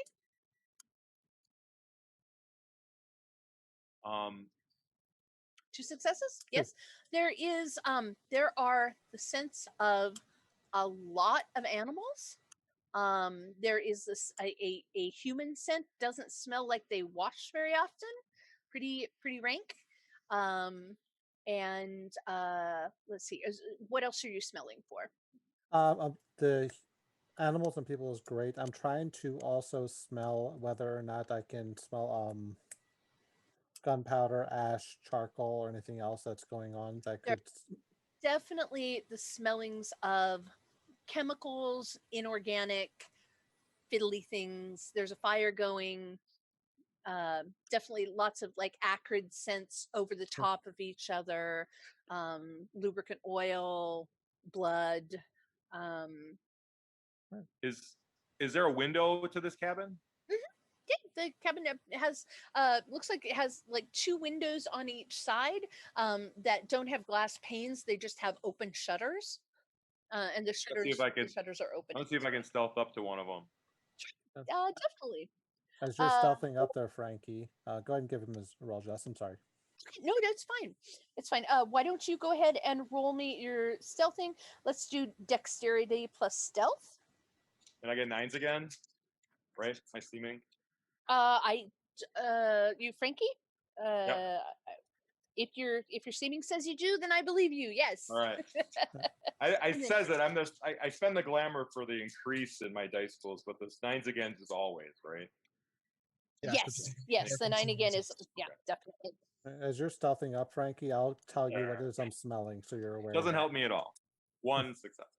1 success. Okay, you are still stealthy. You managed to sneak your way up to the window. You pause like at the window, like you're pretty sure nobody's heard you. There's no outcry. And do you want to peek in the window? Okay. So the room that you're looking into is a very small. It's big enough for like a twin-sized cot. There's a small chest at the base of the cot, like someone might use to store clothing or bedding or that kind of thing. There's a small table beside it with a what looks like an oil lamp that's not currently lit because it's daytime out. There is there's a pegboard along the wall that has some clothes and that kind of thing hanging from it. Does not appear to be anybody in this room, and it's really only big enough to hold the things. Like you could stand in the middle of it and touch both of the walls on this particular little room in the hut. Is there- the other window visible, or would I have to move to it to see into another room? You would have to move to it to see in another room. Basically, it's like this room has one window, and you Okay. can see there's a door that leads out. Probably to the other rooms. This room that you're at doesn't have an outside door, Okay. so you can I'm move. gonna I'm gonna try that if nobody else wants to do anything. That'll be my next thing to do. Move to the next window. I'm gonna like hold up like a 0, like nobody here, all clear. I don't mind whatever. slinking over to the other window. Okay, fantastic. Who was that? Was that That Ash? was Ash. Okay, fantastic. Ash, why don't you give me a dexterity plus stealth as well? Dexterity plus stealth. Is anybody else doing anything while Ash is making his roll? Can I ask the glamour points? How do you know how many you have? I have 5 of 10. Is that 5 glamour points? Yes, that's 5 You have a them. 10 so you- max. yeah, 10 10 is max, your and you currently have 5. current, exactly. And you can refresh it in a variety of different ways. You can eat goblin fruit. You can witness and draw energy off of mortals who are experiencing strong emotions. Wow, Ash, you are super stealthy. Yeah, you managed to ghost right past the front door, like nobody's business. There's no outcry or anything. You sneak around to one of the open windows, and this room appears to be kind of like a laboratory, kind of like a workroom. There's a big table with a bunch of equipment and experiment things are bubbling, and there's lots of big nasty looking cutting devices, and like hacksaws and things like that. There's nobody currently in this room, but there is in one corner there is a bear, a small bear. It looks not a cub, but maybe like a yearling or so, that appears to be chained by the leg into one corner, and it's currently just standing up and like eating something, gnawing on something. That's the only person or the only thing that is appears to be living inside the room. But there are definitely makeshift cages that look like they've been fashioned out of wood, with railings and that kind of thing. And you can see that there's one that holds a handful of doves. There's some with closer spindles on the cage, that hold a pair of rats. There's a kind of just a little assortment of animals. Um, was there anything else in particular that you wanted to look for or tell whether was in that room? Any signs of the person who lived there? There is no one in that room. There is a pile of what looks to be stacked dirty dishes on one of the tables. Like someone has eaten and just stacked things up there to rot. Is the fireplace in this room? No, there is not a fireplace in this room. Looks like the fireplace is probably in the room that's closest to the front.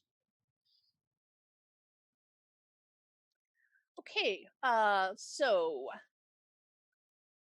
Sky, your little bird, when you guys get to this clearing, does not want to go into the clearing. It's whispering in your ear like, you don't want to go in there. We don't want to go in there. That's not a good place to go. Why we should go back to the park. The park's much nicer over there. Don't you think it'd be much easier to protect you if we were at the park, because there's no, monsters or people making monsters in the park. It's a very nice park. Did you see the slides? The humans seem to like the slides a lot. So on the contracts, it says that I can communicate with whispers and empathy. So can I get a sense of what the bird is feeling? Because it sounds like super apprehensive. Yeah, is definitely 100%. You don't even need to use the contract for that. This bird is definitely, it would be so happy if you would just turn your little self around and walk your little feathered butt right out of that hedge, because this place just is giving it the creeps. I'm going to share that with the group who's still around my general vicinity, that there's just really bad vibes coming from this place. Gray's like, Marlo will, the bird's smart. Marlo's going to activate his glamour to get 9 again in pools involving dexterity, because he's getting more and more hopeful that some action might occur here. So Fantastic, fantastic. I'm going to try not to be sarcastic right now. Just I'm going to pay attention to the cat. Well, if I see somebody move to that window, can I see him when by that window, like he's looking in it? Who? Or are we on different sides of the house? He's talking about me. Oh, Ash. Ash is, I assumed, going to the other one, going past you and going to the other one on the same side you are. Right. Can I see him though, like at that window, or no? Is it on the other side of the? No, it's you're at 2 windows on one side of the house. On the same wall. Okay. Yeah, on gotcha. the same wall. Yep. They just I'm look just into gonna- different rooms. Okay. If he's at that window, I'm gonna start crawling in this window. Fantastic. Would you like to try try to and be do this stealthy. stealthily? Or okay. Yeah, stealthily. please. Double checking. Okay. mean, not- I didn't hear what you said. Oh, Gray's like, I'm gonna give everybody a wave. Bye, and I'm gonna jump in. okay, fantastic. Let's see. That sounds probably like I'm gonna say dexterity plus athletics, because that's as high as your dexterity plus stealth. If you get you get 9 agains on stealth plus. You're trying to be quiet about it. Let's use dexterity plus stealth. That way you get your 9 agains. It's the same roll anyway. So I have an athletics of 1 and a stealth of 1. Right, but you get 9 again on your stealth rolls, so Yeah. you'll get a higher chance of successes. Okay. I'm just trying to stack the deck in your favor. Thanks. Maybe It makes it more funny when it goes all wrong. maybe I'll spend one of my 1 willpower on this too. Yeah. That gives me what, 3 dice? Is that how it still works? For that Yeah. roll, yes. Okay. I'm gonna go for it. What's the worst that can happen? Oh my god. We're in a horror movie. Don't say that. Followed immediately by, oh my god. Yes. Well, I got 2 8s and 2 1s. So Okay, that's fine. The 1s don't cancel the 8s. You're fine. we don't You do got that 2. anymore. Though. You got 2 successes. about Yeah. Doesn't do that. Holds. Yes. Yes. Only way to get dramatic failure in this system is to roll when you have what's called a chance die and then roll a 1. Okay, so yeah, you're not as quiet as you'd like to be. Like, you want to be that, whisper of wind going over the windowsill. Nah, you manage to pull yourself up and over, and you kind of you get kind of high centered on the windowsill, and your feet start going this way, but you're able to pull it around and slip into the room, and you pause on the inside of the We give everyone a thumbs room. up when I out the window. No problem, guys. There does not seem to be any sort of an outcry or that kind of thing. You were going into the bedroom, right? That was the one you were in? Oh, okay. Yeah, you've muted. So, okay. So, Ash, you are at the laboratory window. Frankie, you are inside the bedroom. Sky, you are still in the tree line. Is that right? With the bird. Marlo, you are where? it's killing Marlo watching people into that house. Marlo, just wait. Any loud sound and whatnot, and I will give you the go ahead. You can charge through that front door. But right now, I need you to wait. Gray's got a chain around his neck, holding him back. He's giving him a bit of a stink eye, but he has learned from past experience that sometimes it's wise to listen to his motley. So he will remain ready to charge in. Okay, fantastic. Alex, you've still got the cat in your arms. Where are you staying in the tree line? Or are you moving into the clearing? Yeah, I'm in the tree line. I'll set the cat down and kind of keep it next to me, petting it. But I'm going to check my pistol, make sure it's loaded and ready for the bullet in the chamber. Sure, fantastic. As long as you're sitting there with it, the cat seems pretty content to stick there beside you, especially if you occasionally give it a pet or something. It's Always. gone down to making little, like almost like someone snoring whistling noises as opposed to the panic screeching that it was making before. And what about you, Lou? Where is Lou? Lou is at a loss. But what he will do is he's going to creep up next to Ash because he is curious why a bear is eating in the laboratory. Okay. Fantastic. Okay, so we currently have, if we're looking at the clearing, we've got the hut in front of us. We've got no one in front of the door, except for Marlowe's kind of looking like he, might be ready to engage there. We've got several people in the tree line.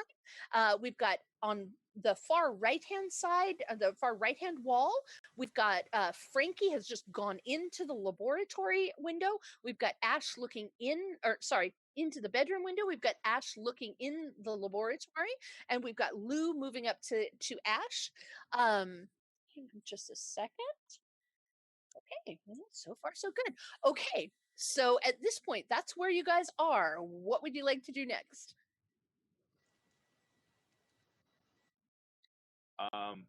Nobody else gonna do anything. I'm gonna start looking over this chest. I want to see if there's any like traps on it, any kind of writing I don't understand, any kind of fairy magic that looks anything wonky about this chest. Sure. Yeah, no. So you are inside the bedroom. You look at this chest. It's at the base of the twin bed. It looks like it's made out of simple wood. It's got some metal banding, but it's not iron or anything like that. It doesn't feel wonky. It's not cold iron, at least. And you check it for traps. You're even as you're checking for traps, you're kind of like, this feels a little dumb, because it's kind of just cobbled together. Like you can see where the nails went in. It doesn't have any sort of a clasp to hold the lid down or anything. And if you peek the lid up, you can see that it's got some clothes in it, a spare pair of boots, a winter cloak kind of thing. But yeah, it's very, very mundane. Okay. Well, I'm gonna go through it, see if there's anything there. I'm definitely gonna take like a cloak or something that I can like stuff in a jacket, just some kind of personal item. Sure. Hang on, just let me check and see. Oh, okay. As you're going through, you find there's a small jar down at the bottom. It was like stuffed into the toe of a pair of boots, and you were thinking about like, oh, was these boots going to fit me, kind of thing. But yeah, they're way too small. They're very, very, very, very small size. Look to be very, very small for an adult male. Very, very large for a child. But and kind of petite shaped, and down in the toe of it, there's this jar with a screw off lid. It feels very out of place in here because it's made out of plastic. But when you pick it up, it rattles a little bit. And if you open the jar, there are a handful of seeds in the bottom, maybe 6 or 7 of them, little dried seeds of some sort. I will take it and take like a cloak or something. Sure, totally. That's probably all I can do right now. That's fair. Okay. Hang on just a second. Okay, there we go. So there is the sound of movement. Frankie, you would hear it first. There is the sound. It sounds like someone throwing a log into a fire and starting to poke around on a fire. It appears to be sounding. The door that in the room that you're in is ajar, but not completely open. And it's not, you can't see anything like right out of it. The door opens onto a little, like tiny little hallway. But it's definitely on the left-hand side of the house if you're on the right-hand side of the house. Those of you who are outside, you would notice that there's kind of a guttering, and then the smoke starts coming out a little bit more heavily. I know that looks like trouble. I'd like to tap on the glass and then use my tongue to birds and words and wolves to get the bear's attention. Okay. So I will Well, name there's him- no glass. The windows are, if when they close, the windows just have shutters. Oh, okay. But so you could Perfect. tap on the shutter next to it or something. The window is standing open essentially. Perfect. And I'll lightly tap on it till it looks up at me. I will name the bear Barry Potter. And I will try to get Barry Potter's attention so that this way I can ask whether or not the dangerous, smelly human is around. Okay. So go ahead and roll me your wits plus your weird.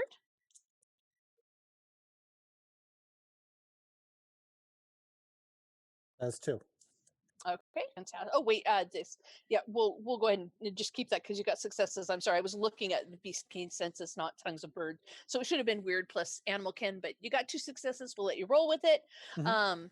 The bear has got what looks like maybe a rib bone with a little bit of meat still on it, clenched in his hand, and he looks up when he hears the tapping. He's like,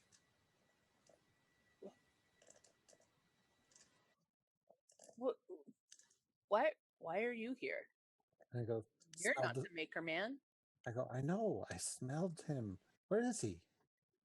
He's not here. He goes into the other room. He comes back and brings me food. I see. Do you like food? Is that what you do? Do you just eat? I'm here and I can't do much else, so Do you food's want good. to do you want to leave? Well, heck yeah. But he like lifts up his leg, which is chained to the into the like big strong chain, big manacle around his foot, and it's bolted like right into the stone of the outer wall of the hut. And I'll look over my shoulder, kind of look back at the rest of the group, speak just a little bit louder so a few of them can hear me and go, if we help free you, Barry Potter, will you help us either subdue the Maker Man or protect us if the Maker Man attacks and we all leave together? Sure. And then I'll duck back down. And I will share this Barry information. Potter is very confused by this mysteriously appearing person. But hey, what the heck? It's better than being chained to the wall. I will let the group know that the bear that has been chained to the wall in this room will ideally not harm us unless we harm it or surprise and scare it. And we can actually use it to our advantage if we need to. And then I will try to usher Ash along to the other side of the house to see if we can find anything else around the back doors or anything else. And I could use knowing touch, I believe, to free the bear, probably to undo the chains. So What was the thing called then? knowing touch. Yeah. Talk to an object to learn its thing. Yeah. Would you like to? Let's see. Understand the item of these.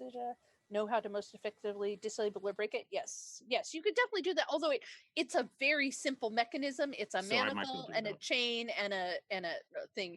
It's not complex. So if I can roll to do it without that, I'll do. But I'll let Lou and Ash give me the go ahead for it before I go charging in and start freeing the bear. That's fair.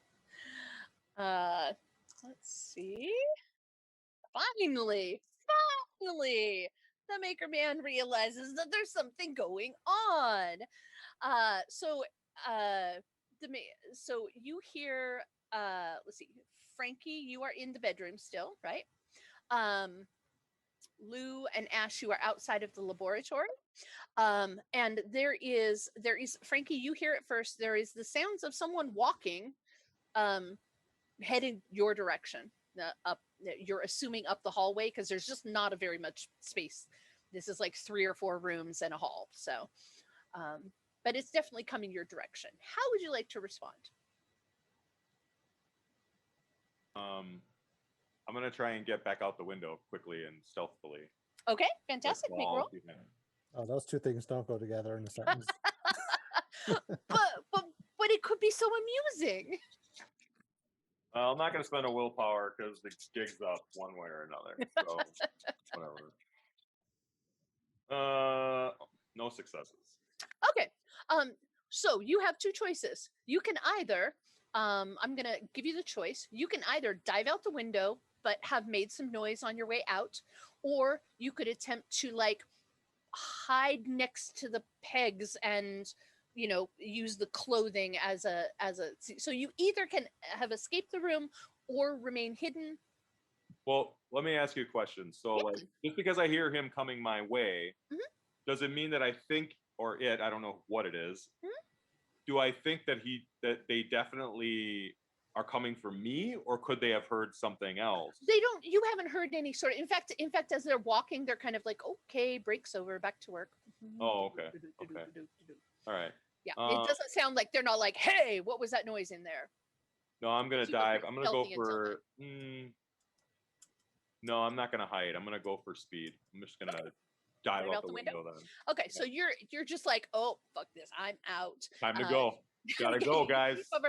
But as you're going, your foot just catches the edge of the lamp that's near the table going out the door, and it falls. You can hear it as you're already outside the door. You can hear it fall over onto the floor, and the glass breaks. We're all good, guys. So Marlo says break's over, time to get back to work. And he goes and stands over Frankie just in case someone comes charging up behind him. Okay. So there is a startled sound from inside, and a male voice sounds like older, little crickly in the tone. It's like, what the hell was that? And the bedroom door is pushed open. Yeah, who's the closest person to me? That would either be Lou or Gray or Sky at this point, I believe, because I'm envisioning Marlo's kind of like standing at the ready, not directly in front of the door, but kind of like prepped to breach the door if he has to. Frankie and Ash and Lou are on the right-hand side of the building outside, so that leaves you, Gray, and Sky kind of in the tree line of the clearing with the bird and the cat. And Okay, I'm going to turn to Sky, say, pet the cat, and I'm going to walk to the front door and knock. I'm gonna respond, absolutely, and I just start petting the cat. Glad to be a part of something that I can do well. You got a bird on one shoulder. Sky's like the little Snow White of the village. Okay, so Alex Draconic walks up to the front door and raps on the door. I assume you're doing it loud enough to draw the attention your direction. It works. It takes some 45 seconds or so. There's definitely the sounds of someone walking through the hut while kind of muttering to themselves about what the hell is going on? What's this? What? Somebody at the door? People don't come to the door. What is somebody at the door? Begin preparing medical supplies. I get the intention we're probably going to need them in a minute. Okay. And the person inside the house gets to the door and they're like, hello? Did they open the door? Not yet. I'm not going to say a word. I'm just going to stand there straight, waiting for the door to open. Okay. They wait a minute or two to call out, hello? Is there something? And then finally, that you see the doorknob turn and the door slowly, does that kind of, I'm taking a cautious peek out. The person that's inside the room is maybe 4.5 feet tall, maybe 4 3/4 on a really, really good day. They're very, very, very skinny. You're pretty sure that they're wizened. They just have that kind of look to them. They've got a shock of gray hair that's kind of just going every which direction. They look like they haven't shaved in months. The food stains up and down their shirt. They've got they're dressed in very rustic, like peasanty kind of clothing, with a leather like workman's apron tied around their waist.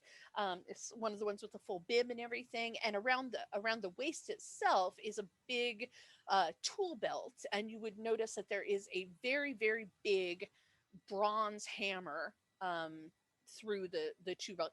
It looks too big to use, honestly, but it looks like it should be pulling this wizard over. So can I do I know you?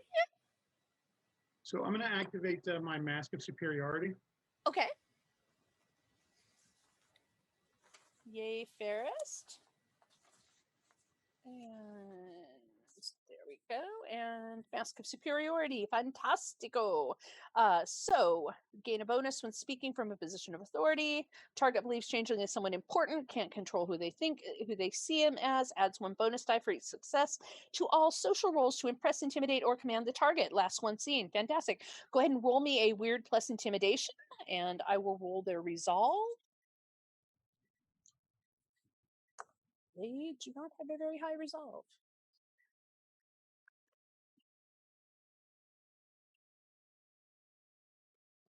You totally, yeah, fantastic. They're like, oh no, oh, are you, tell the queen, I'm just working. I'm just working. I don't have things done yet. Just working. No need to you could just go. Oh, you're muted. Like if you were talking, you're muted. I'm here to check on your progress. No, progress is being made. Let me assure you, in a most expedited manner. Nothing to see here. Tell the queen I'll get a report into her. At least by the end of the week, the end of the month. Yeah, definitely. End of the month. No later than December. I promise. And tries to shut the door in your face. Stick my foot in the door. Okay. Oh, sorry about that. Didn't mean to get your toes there. I gotta get back to work. You know how it is. I gotta get things done. She wants an update. Did you say she? You said the queen, so Oh, okay, yes. good. Update. Nothing to report yet. Not all experiments are going as expected. No new news. I'll promise I'll report in as soon as something is ready to report. He tries to shut the door, but obviously your foot's still there. I'm just gonna stare him down. Very tough boots. I'm not sure what you want. I should get back to work. Then show me the work.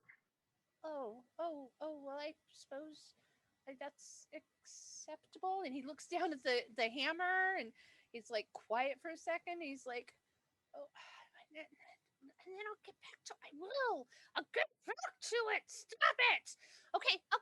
Just a quick peek, quick update, and then I gotta get back to work. I really have to, okay? Very well. Okay. Back here. And he leads you through the left-hand side of the building is like a living area. There's like the fireplace with the cooking utensils and little table and bench set up, and bookshelf with all kinds of books and components and bits and bobs on it. And he leads you right past that. Now, just come back. Now, go ahead. Before I enter the building, from behind my back, I'll surreptitiously gesture to my motley to kind of like, come on. Slap Marlo on the shoulder. Marlo will attempt to slide in looking guard-like, supportive-like, without stabbing or poking anything right away. Okay.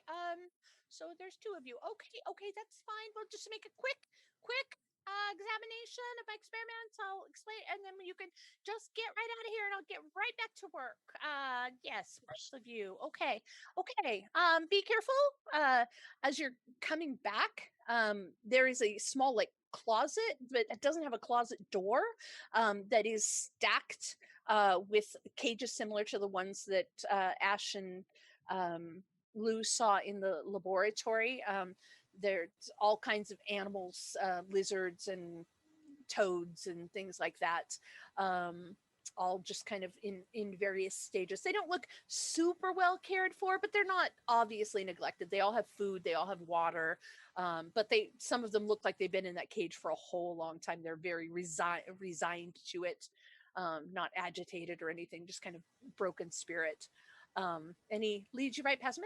That's those are future test subjects. We got a good supply. Got harder gather than myself. Okay, so we're gonna come back here now. You don't touch anything. It's important not to touch anything. Okay. So here. Behind my back. What? Just put my hands behind my back. Okay. So here we go. This is where the magic happens. As you can see, this is where, and there's he leads you over to the workbench, which is low, considerably low for you, because it's made for his height.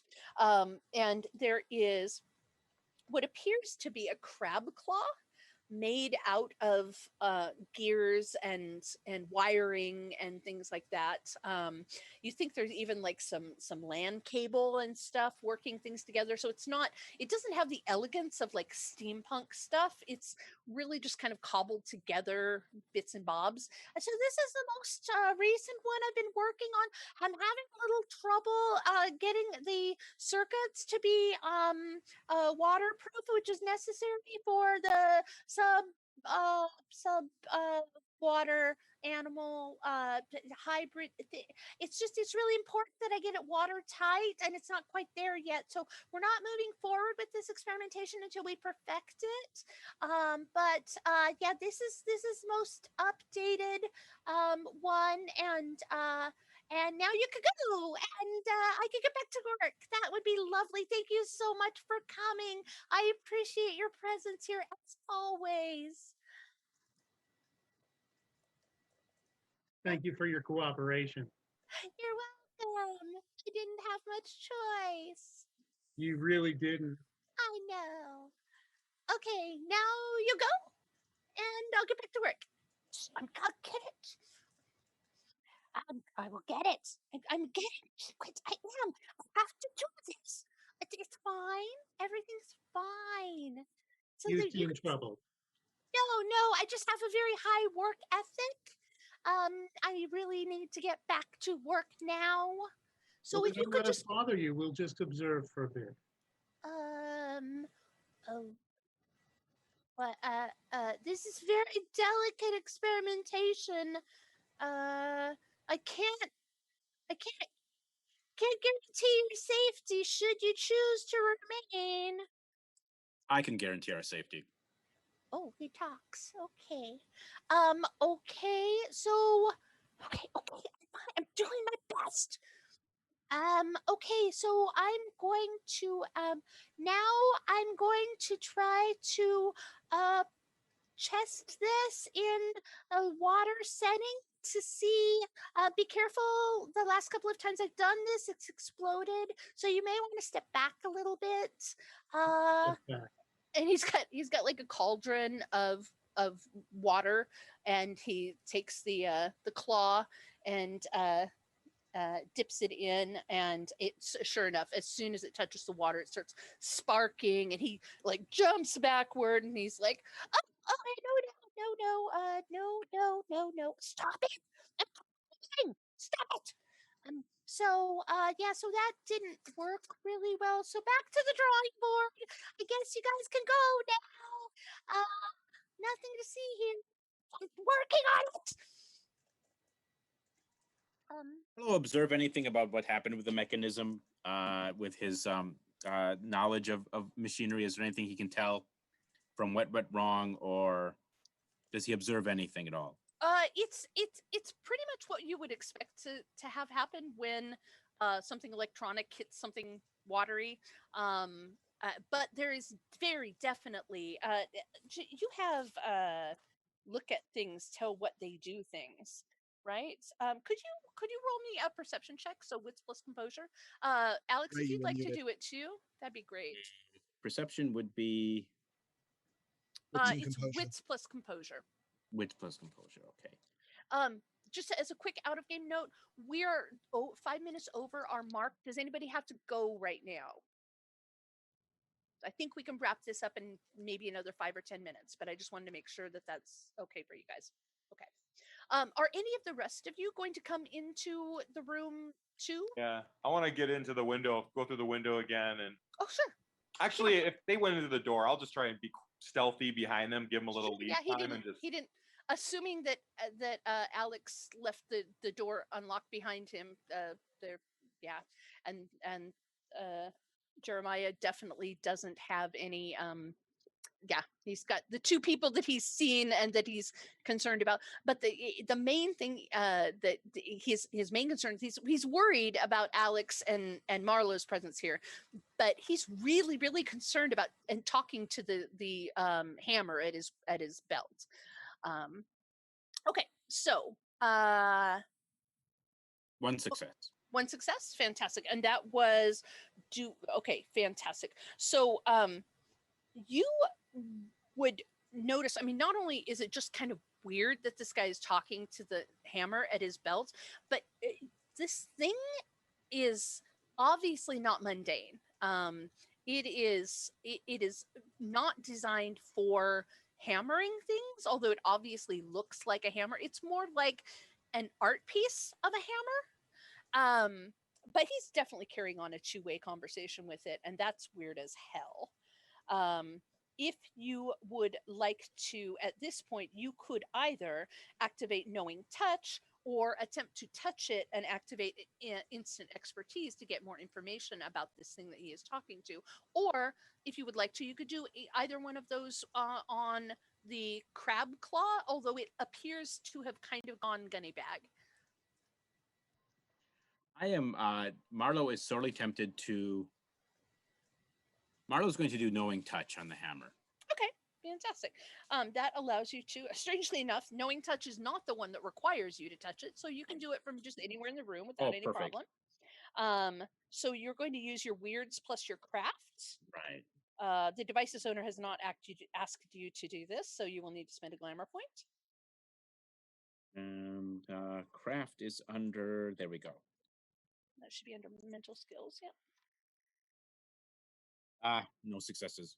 No successes. Okay. Yeah. So weird hammer. That's just a weird. No idea why that guy's talking to that weird hammer. Pretty strange. So he's like, so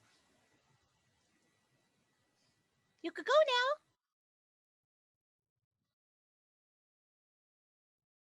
We could. We won't. Okay. That's an interesting hammer you got there. Oh yeah. It's lovely. It's lovely. It's inspirational. It's inspiration.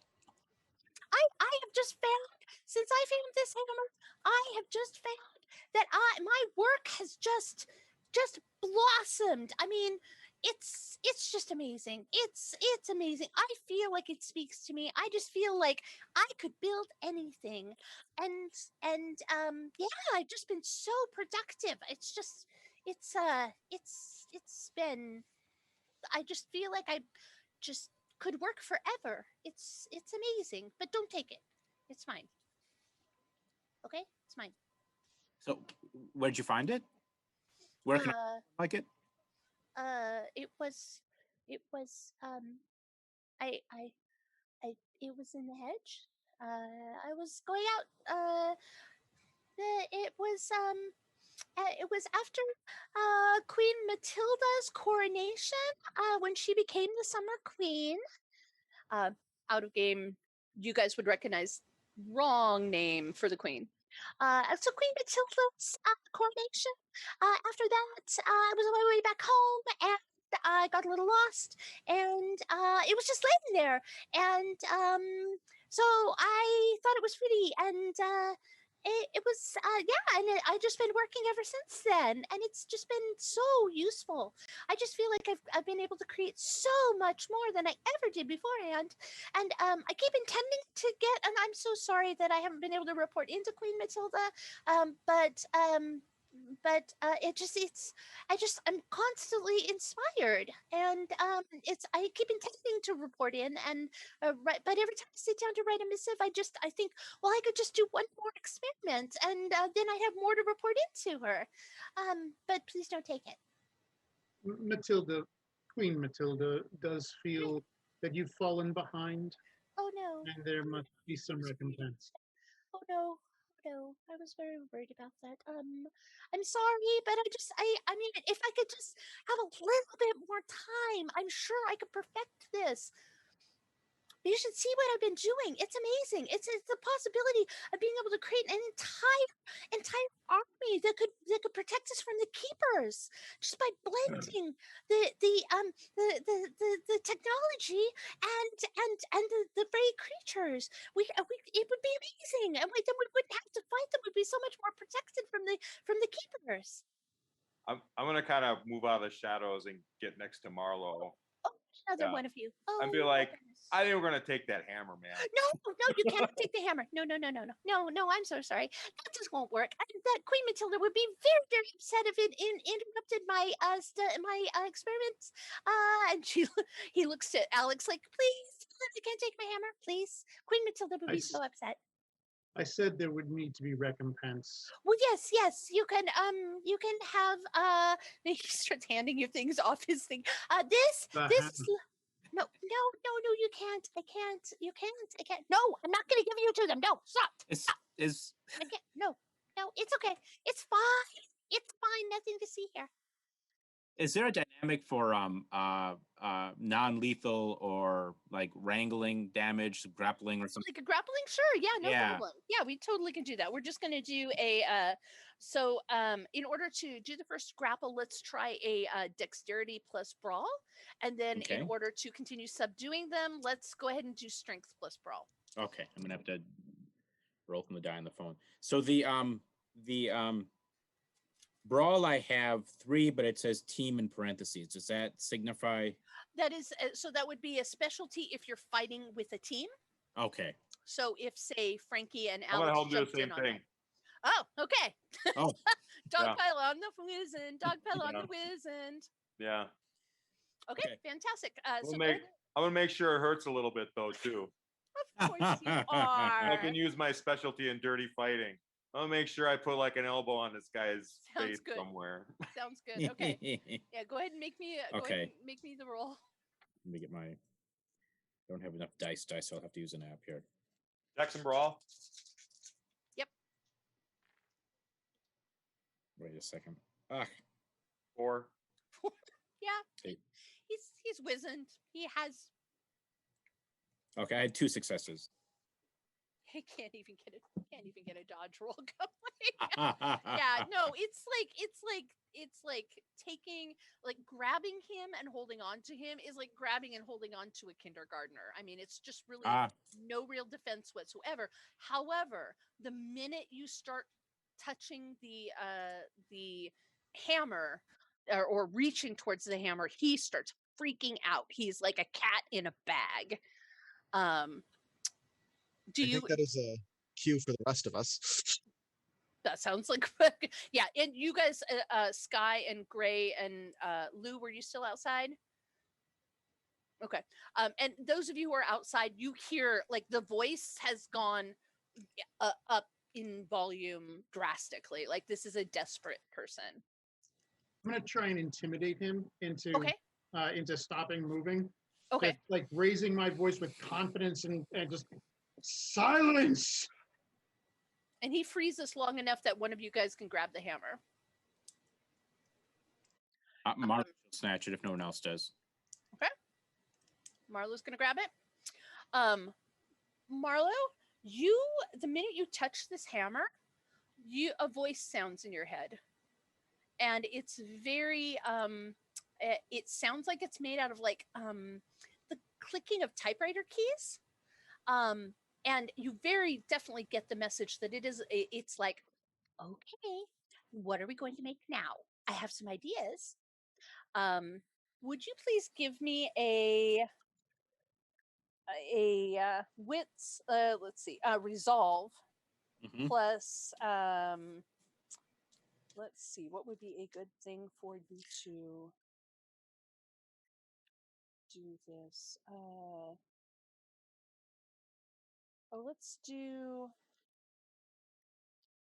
why don't you give me resolve and composure? We don't normally do two Resolve attributes, and but okay, that's fine. cannot roll tonight. I have We don't mind. one success. That's more than I got. Okay. So you do not fall under this thing's spell immediately, but it is definitely talking at you, and just it's like there's nothing else in the world that it wants to do except get you to build things. Marlo is so totally overbuilding things. Right? Exactly the wrong person to try to do this to. He will convey what this hammer seems to be doing, and ask those who may be ask what they would. Should we take this back to the Summer Queen? Do we? Can we wrap it in this chain and drag it so no one has to touch it? That or my bag. Yeah, we could put it in a book bag. I could empty mine out. The Whatever. minute that this thing is out of Jeremiah's hands, he collapses to the laboratory floor, sobbing, absolutely inconsolable sobbing. And it is partially, he's saying things alternate. There's like two streams of thought. One of them is, want that back, I need my hammer, I have to have my hammer. The other one is, oh God, what did I do, what did I do, what did I do? Hmm. So Maybe you have we put taken him in a bag too. put him in a, he'll fit in a bag. He will really fit in a bag at this point. So you have successfully taken the hammer away. You have successfully incapacitated this this poor wizened, and the rest of the group can be into the space now. I'd like to free Barry Potter before we wrap up. Very nice, very nice. Yes, you go. There is a big metal chain of keys that appears to be the keys to all of the little any of the cages that have locks appear to have keys there. Many of the cages for things that bunnies and that kind of thing that wouldn't be able to get out are just you can lift the thing. I would recommend we not release a bunch of these animals into the hedge. If we're going to be releasing them, we'll need to release them in the actual world. Mhm. And Barry Potter is kind of a problem unless you want to just let a random bear yearling out to the Awesome. park. Well, Barry Potter, want to for it. come with me until we can take you somewhere safe? I'd like to go home. Let's find out where your home is. It's over not Well, too far Alex from is the keeping Goblin the cat. Market. What? Alex is Alex keeping is the cat. keeping the cat. Fair enough. Fair enough. He's keeping that cat. So Barry describes his home in such a way that you get the feeling that he actually lives within the hedge. He's also capable of speaking English speak to words, actual spoken words, even after Lou's contract wears off. He's obviously some sort of a hedge beast, a hobgoblin bear. Because we're about 15 minutes over now, you guys managed to get the hammer back, the wizened back, the folks who are in charge of helping mentally broken changelings accept responsibility for Jeremiah and kind of working him through what's happened to him. The queen will offer you all another major boon in exchange for returning the hammer to the freehold, so that it can be protected, if that is acceptable to all of you, or you can refuse the favor and keep the hammer. I'd like to make sure it ends up in autumn as opposed to specifically the freehold. Very nice. That's a negotiable point. Definitely, definitely. She accedes to that and calls one of the ministers of can't remember. She calls one of the ministry scarecrows to come and claim it while you're still present there, so that she can prove that it has been handed over into Autumn's hands. And you, Alex, you have this wonderful little cat. You at some point, when like a neighbor or something sees it, they think it's adorable that your poor little paraplegic cat, you've built this little wheelchair thing for it, and they just think that's so nice. He really needed it. Yeah, it's amazing what they can do with technology these days. So anyway, you guys did a great job. Yeah, that was fantastic. Thank you This is so much. a lot of fun. Very cool system, Jess. I've never played this before. Very neat. Great. Yay, I'm glad you enjoyed it. If you guys have any questions in the future, I know I am always one of those people that the minute the meeting closes, I'm like, oh, but what about this? Please feel free to reach out to me. I'm Jess at jesshartley.com is my email. I'm Jess Hartley pretty much everywhere that you can find people on the internet, except for Tumblr. My daughter says I don't get to go there. So please feel free to reach out to me if you have any questions about Changeling or about GMing. If there's anything I can do for you. And until that point, thank you guys very much. This has been a wonderful evening for me. I really appreciate you guys, your commitment to your characters. Thanks for Thank you running. very Thank much. you. Wonderful.